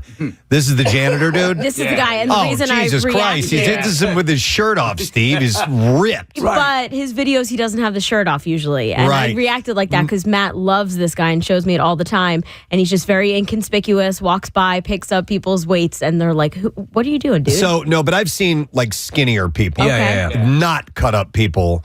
And impressing the big muscle heads. So, all right. Anyhow, so full body workouts give the best overall benefits, and the machines are easier for beginners than worrying about form with dumbbells and barbells and things like that. So those are some tips if you're trying to get a heated rivalry body. Sure, well, yeah. Consistency and don't worry about the weight you're moving. It's not about moving weight. No. Just move. And then also you can use YouTube as your personal trainer. I see people doing that all the time. So if you don't know what you're doing and you feel nervous, sack squatch. Sack squatch. No, but if you don't know what you're doing and you're too nervous or embarrassed to ask anybody, just look it up on YouTube, Google it, and you can work out with that. Simple as that. Okay. Fair enough. Back to you, Presbo. All right, here's what we noticed other than That's that. the noticer. Yeah. All right, so the list of the best jobs of 2026 is out. They base their rankings on pay, hiring demand, wage growth, and long-term security. And in 2026, healthcare continues to lead the way. Even though only about 11% of U.S. jobs are in the healthcare industry. The sector accounts for roughly 72% of recent job growth. Even in uncertain economic times, people will still need medical care. So that's a part of that. And massive companies that are associated with it that are always hiring. Many of the jobs require specialized training and hands-on work with people. Roles like speech language pathologist, occupational therapist, and sign language interpreter show the growing demand for human-centered skills that technology can't easily replace. And not all of the top jobs require a 4-year degree either. Careers like radiologic technician, massage therapist, and HVAC technician often have lower barriers to entry, and still offer strong job security. So if you go in to have them check your HVAC system, it's not. It just don't feel right. Well, it could be your HVAC system. Tech roles like data scientist and solution architect are still in high demand, often paying 6 figures and offering remote work options as well. Skilled trades also made the list, reflecting growing interest in careers that offer stability without the cost of traditional college. So, yeah, a trade is always a good. I think a lot of people realize that college need not be your end all. And if you have a trait or something that you're gravitating towards, go for that. So here are the top 10. All right, let's hear it. Number 10, data scientist. And they give a potential estimated median annual salary. All right. $115,000. Okay. Same amount for a radiation therapist. Right. At number 9. I love my job. Is radiation therapist, how is that different than radiation technician? I don't know. Radiation therapy, I guess, would be maybe people who are getting cancer treatment. Yeah, yeah, I assume. Occupational therapist, $105,000 median. Number 7, physical therapist, $110,000. Yeah, it's a lot of people are drawn into that line of work because you're fairly. You can have a sports aspect to it, and you can the seniors or there's all sorts of applications. Licensed clinical social worker. Can make somewhere around $119,000. Wow, really? Yeah, that's what I always thought that they were always woefully underpaid. Yeah, me too. Huh. Yep. Licensed professional counselor can make around $107,000. Speech language pathologist, $109,000. Nurse practitioner, $143,000. These sound like inflated numbers to me. I don't know. I wonder if nurse practitioner, $140,000. I wonder if this is like. Wait, you said this is median? Their estimated median annual salary. And then number 2 is owner-operator truck driver, $160,000. There you go, man. And no radiation. Yeah, but if you own and operate your own truck, you're not working for a fleet or whatever. Yeah, I guess maybe. You know what you could do is you could enter some arm wrestling competitions and win a truck. Well, more importantly, you win your son back. Yeah, that's true, too. Your dad obviously raised a whole family and a large family, and he was a truck driver, right? He owned his own truck, right? But he operated out of somebody else's company. I see. Okay, yeah. And then eventually, and I think his biggest regret was not going into business for himself, but he did have a family, and he needed to make sure that he had a steady paycheck coming in. So that fear. Because when you are out on your own, like people are relying on you. People, it can't be that frivolous. Yeah. And number 1 on this list is cardiac medical tech. Can make $133,000 a year. So, here's a text came. It says my daughter is in college for psychology and speech pathology, and she has people calling her for jobs already. She has 3 years to go in school. Speech pathology is a widely sought out profession. And it is a lucrative job. I don't even know what speech pathology is. To be honest, I'm not that sure what it is. Could you look up the details of that real quick? Because it involves truck driving. That's odd. Because it doesn't even mention a truck in the title. You're a speech pathologist? Do you have your own truck? So speech language pathologist. So I don't know. I always assumed it had to do with. And this is probably way off the mark, dealing with speech and speech issues that people have. Maybe. Here we go. A healthcare field where speech language pathologists address, diagnose, and treat communication, speech, language, voice, fluency, and swallowing disorders. Okay. In all ages. I had that years ago. Swallowing disorder? Yeah, I had the achalasia, which always felt like I had not fully swallowed food, and then I had to follow, and then it kind of sends him into like a panic. A panic, yeah. I was just saying off air. I'm like, it's now a point where I choke on something every other day. Yeah. Like just drinking water or my own saliva. Which the most amazing occurrence in the universe. Your body. You have it already in your body. Yes. It's your own saliva, and it's making you choke. Sometimes we're trying to eat in 30 seconds. Yeah. Press, what food is it that you will, when you eat it every single time, you'll at least choke on it once? Is it rice? It's rice. Yeah. Believe it or not. So I think that if my mouth gets the slightest bit dry, if I take a sip of something real quick, no problem. Yeah. But rice, there's so many tiny little pieces that as I'm trying to swallow, I'll be like, and it happens regularly. I eat rice pretty often, so I choke pretty often. It's crazy. Thank you. I just got to do that. That ain't rice. All right. That's nasal rice. Am I going to a call? Yeah, let's do this. So we have a speech pathologist who is joining us, and this is Jill. Hi there, Jill. Hi, how are you? We are wonderful. How you doing? I'm all All right. Be at Barbecue. Will you? I hope so, man. The tickets are on sale now. It's coming up May 9th. It's a Saturday. It's getting warmer. It's time to be outside and see some music. And, of course, you know there'll be a special Pierre Robert vibe in the air. Yes, Specifically with the Hooters on stage. And all the information is available at WMMR.com. You can get those tickets. You can come join us. There's specials for the prices and all that stuff. And we highly recommend it. We would love, love, love to meet up with you while you're there. It's lesson question time, and we're going to give away a pair of tickets to see the band Dog Star. It's Keanu Reeves' band. They're going to be playing August 14th. Hard Rock Live at Edis Arena in Atlantic City, of course, at the casino. And here is your question this morning. So we found out that there is another band other than Naughty by Nature that's for people in committed relationships. What is that called? Yeah. 610-660-9333. Let's see if you know the answer. There was another band besides Naughty by Nature that was for people in committed relationships. Let's see if you know the answer to that. While you're calling in, we'll serve up some trash. The trash business is a gold mine. 93.3 WMMR with Preston and Steve's Hollywood Trash. Brought to you by Hellsberg Diamonds. Mother's Day, Sunday, May 10th. Hellsberg has you covered with classic gifts Mom's going to love. Up to 50% off. Shop in-store online at hellsberg.com. What's going on this morning, Steve? Well, Preston, even though he stepped down as an active member of the British royal family, Prince Harry is now seeming to regret his decision.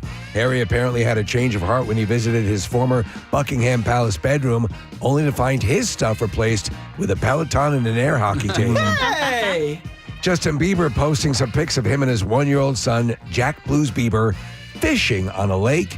Allaying people's fears that a 1-year-old would be around fishing hooks, Bieber assured everyone they were spear fishing. Oh my God. And finally, Anthony Kiedis, his girlfriend, Eileen Kelly, telling Vogue she has no problem with him being more than twice her age. Kelly says Kiedis still has it where it really counts, in a bank account. That's your Hollywood trash. All right, let's see if you indeed do know this. Besides Naughty by Nature, there was another band that is for people in committed relationships, and it is Brian that we're going to go to. Hey, Brian, good morning, buddy. Hey, sorry to find you guys at work. All right, buddy. So what is the group for people in committed relationships? That would be Monogamous by Nature. Yes. Monogamous by Nature. Hang on, man, and you're going to go see the band Dog Star. Friday, August 14th, Hard Rock Live at Edis Arena at Hard Rock Hotel and Casino, Atlantic City. Tickets are on sale now at hardrockac.com. Now, Preston and Steve's Music News on 93.3 WMMR. All right, brought to you this morning by Coors Light. You can join us, Preston and Steve Show, live from Keenan's North Wildwood, Friday, May 22nd for the official opening of the Jersey Shore from Coors Light, cold as the Rockies. Papa Roach is contributing a brand new song to the soundtrack for the season 2 of Netflix's animated series Devil May Cry. The track, called See You in Hell, is a collaboration with rapper Humankind. Comes out May 7th, just ahead of the show's May 12th premiere. The first season leaned heavily on new metal classics, featuring Limp Bizkit's Rollin' as the theme and Papa Roach's Last Resort in the launch trailer, plus a new original song from Evanescence. Did you ever play those games, Devil May Cry? No. They're fun. Papa Roach also has a new album coming later this year with 3 singles that are already out. The 17th annual Ship-Rocked Rock Cruise has announced its 2027 lineup, headlined by Papa Roach. Hey. And also Ice Nine Kills, Nothing More, and Highly Suspect. The Carnival Horizon set sail from Miami on January 24th, making stops in Roatan, Honduras, and Cozumel, Mexico, before returning to Florida January 30th. I really like Highly Suspect. You do? Yes. Yeah. They had they did our Camp Out for Hunger one year, and that year their album was up for Best Rock Grammy. Yes. And so it ends up into my rotation, and so there's a few songs of theirs that just keep ending up in my rotation. That, like Lydia, is a damn good song. What about new stuff? You know what? That's the thing. I don't look at what year everything comes out, so I haven't even listened to anything new that I'm aware of. So that's what, 5 years ago, 6 years ago? Yeah, that was pre-pandemic, so.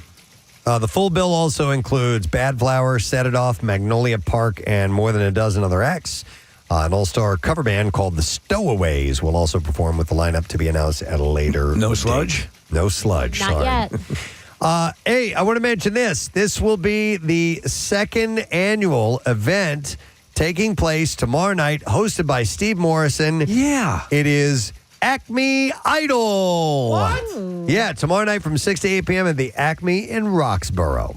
It's an all-ages event. You're welcome and encouraged to join in the karaoke fun that will be taking place. It says here, try to impress guest judge Steve Morrison or just come out and cheer on the participants. Am I the only judge? That's what it says. Oh, It says man. Judge Steve Morrison. One of the judges, maybe? I hope I'm one of the judges. Do people come in and just what, sing? like sitting there like Nero, raising my thumb and lowering it? I don't know. That's fine. I love that Acme, by the way. I'm looking forward to it. It's going to be a good time. Do people just come in and sing jingles and stuff like that? Whatever you Yeah. want. So, Yeah. You know what? Sing some of the stuff Ryan listens to. So tomorrow night, 6 to 8 p.m. at the Acme in Roxborough. It is Acme Idol. Stop by and see Steve. At least just come by and say hi. And we can sing. We can do the Safe Light jingle. Yeah, You could do that. All right, and that's it in music news, but I just want to remind you that you do have a little bit of time left. You got about 5 minutes left to enter the keyword for No Sad Dough. The word is award, AWARD. So if you have not entered that yet, make sure you do it now. You can do it through the MMR app. You can go to WMMR.com or you can text it to 45911. So the word is award. We'll come back in a moment and wrap up our program. Matt Cord will be here. Stay with us and get the letter of the day. Driving into work. How long have you been in the industry? So I have about 12 years. 12 years. Okay. And I'd mentioned a salary. Hang on a second here. It had said the median salary for a speech language pathologist is $109,000. Does that sound about right? I'm a little underpaid. Okay. And you've been doing it for 12 years, so you should be paid more, higher apparently. strata. So what are the typical things that you assist people with? So I've worked in a few different areas. So I currently work with geriatrics. Okay. So I work with a lot of patients like Parkinson's disease, stroke, dementia, MS, ALS, things like that. Okay. So, but I also had worked with children at one point too. So someone who we kind of cover the whole gamut. Okay. We work in hospitals, we work in schools, I'm like a rehab setting. There's very specialized therapists who work in like NICU units. Okay. So we'll work on like feeding and swallowing, and I do that with my adult population too. Okay. Joe, So, what was what I see? Go ahead. I'm sorry. what was your training? Did you have to get a degree for this? Yes, So I have a master's degree. So speech pathology is a mandatory master's. Wow. And I actually work alongside with occupational therapists and physical therapists. So, Okay. So like physical therapy, they have a doctorate degree. Occupational therapy also has a master's degree. So like I work with a lot of people like voice. I will work with swallowing function. I work a lot on cognition, so like memory and attention and executive functioning skills. And then we'll work on like also expressive and receptive language. So I feel like our title doesn't fully tell you everything that we do. Right. And there's a lot more, especially the swallowing and that sort of aspect. Is that a large percentage of what you do, or is that a smaller percentage? I'd say reasonable amount. I feel like I do cognition more, but I do have a fair amount of swallowing. And it depends, too, like certain disease states, like things like Parkinson's disease, that can cover, like people with Parkinson's disease can have swallowing problems, they can have voice problems, they can have cognitive, like we know, like it kind of can affect multiple modalities for them. No, it's a lot of different things that can affect. Like I assume it's a multi-pronged approach. Someone has a stroke, they're dealing with paralysis perhaps in their arms, but they also have a speech issue, and you guys all work together, right? Yeah, exactly. And so like sometimes with people with a stroke, it depends, but like you could have what's called an aphasia. So it depends on where the stroke occurs, and that usually affects word finding. And then there's other aspects of it. So there's different types of aphasia. So, but sometimes too with a stroke, like swallow function can be affected. Well, so, what you're describing, I think you are underpaid. Yeah. Yeah, it sounds like it. Well, listen, thank you for explaining that to us. We appreciate it, Jill. Yeah, you're welcome. You're welcome. You're welcome. All right, take care. All right, we'll see you. I've been a long time listener. I love you guys. It's great to talk to you. Oh, thank you, Jill. Appreciate it. Love you right back. All right. So a number of texts coming in. Where was this one that said, Casey says, tell Chuck I have the same swallowing issue where my throat, which was forgetting how to swallow once. But once I got on Lexapro for anxiety, it went away. Wow. I don't know if that's something you can do. Ask your truck driver. Yeah, please. Consult your local truck He's driver. right there waiting for you guys. I'm your local truck driver. Do you have swallowing issues? Somebody texted in and said, I am a physician's assistant and make $155,000 a year, eight years into it. So there's a look at some, the medical industry, the healthcare industry. Yeah. All right. Anyhow, I don't have time to read all these messages. I'm noticing things. Yeah. So He needs to notice more. Time is of the essence. those are the top 10 best jobs for 2026, according to that research that was done. All right. So something that I touched on earlier when we were in the entertainment report is a term I had not heard before. It's called competency porn or competence porn. It's been thrown around a little bit lately. And the author. Like felching. It's like felching, except it's not. So this was the author of this particular article cites The Pit as an example of competency porn. And it says in this column, the Pit is perhaps the purest example. Entertainment that evokes the orgiastic pleasure of watching good people do their jobs well, enhanced by creators who care deeply about telling their stories with the best cinematic tools available. So I like stuff like that. Well, like when you see a good legal drama and someone is on their mark doing what they need to do, or one of my favorite movies of all time is the Paul Newman, David Mamet movie, The Verdict. Yeah. And he hustles to get this, there was a medical malpractice lawsuit against the Boston church. And, but I mean, when he hits his zone, when he's in it, he's this down on his luck lawyer, Paul Newman. It's great to watch it. It's amazing. I think it's why I'm enjoying this show, Mobland, so much. It's on Paramount Plus, and Tom Hardy. It's so funny because he's not a good guy, but he's a good guy. Yeah. Right? Like you see him murder some people, but he's basically kind of like a fixer for an organized crime family. I almost said frime family. But he is tasked with a job, and he goes and he gets it done. Right? And he's calm and he's metered and all this. People are good at what they do if they know how to commit a good crime. About 10:27 on Thursday. Clouds are the order of the day today. This is going to be what you get today. High of about 66 degrees. Same temp tomorrow, but we'll see the return of the sun. Moving into the weekend, a little bit cooler. Saturday and Sunday, high of about 62 degrees. And then Monday, as we return back to work, we'll be getting into the 70s again. Nice. Settling into a nice spot after that. Been a fun day today, full day today. I want to thank our guests for being on the show. We had Gene Simmons. He checked in. Talking about the movie. He's a producer of Deep Water. It's in theaters tomorrow. Great conversation with Scott Hartnell this morning. Obviously, we talked the win of the Flyers and heading on to the next round. It was just an awesome chat about how great it felt and how great Vladar was in goal, and how this Hurricanes series is going to be. It's going to be hard. They're going to play hard. But we'll check in with Scotty again as the series gets underway as soon as we find out when that's going to be happening.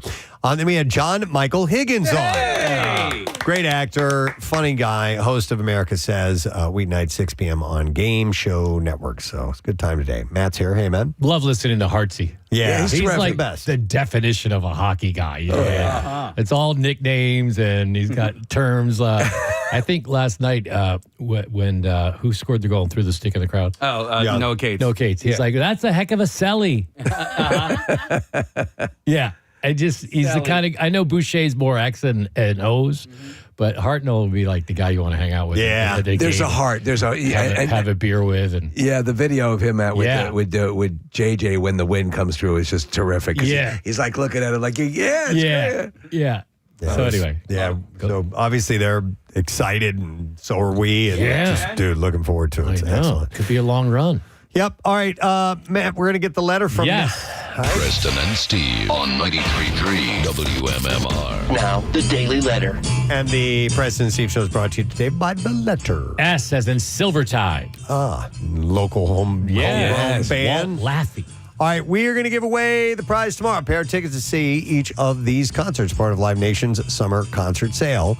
So it's tickets to Breaking Benjamin, Evanescence, MMRBQ, Motley Crue, Black Crowes, Muse. And you can make it, Benjamin Franklin. Ah, that again.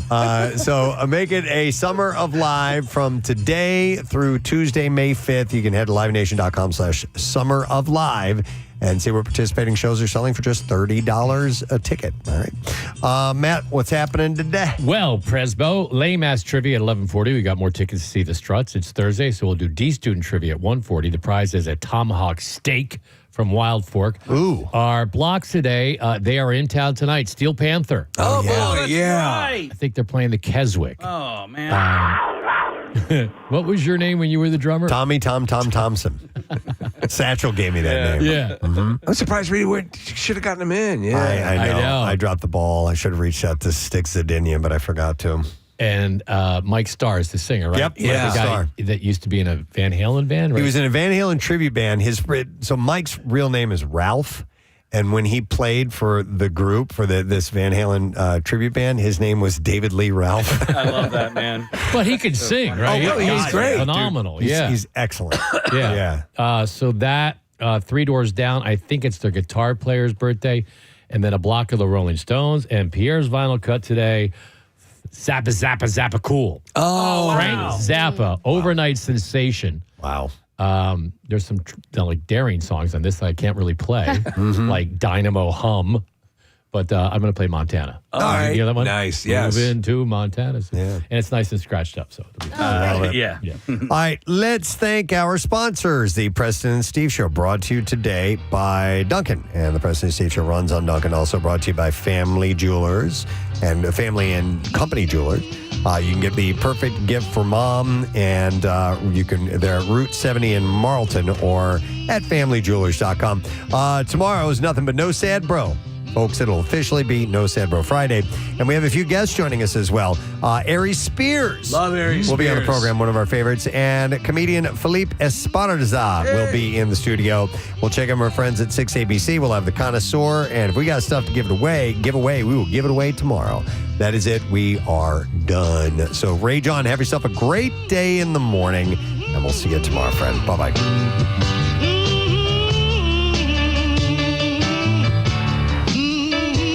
Preston and Steve on 93.3 WMMR. Bing, dang. Do, do, be, do, do, da, da, do, dip,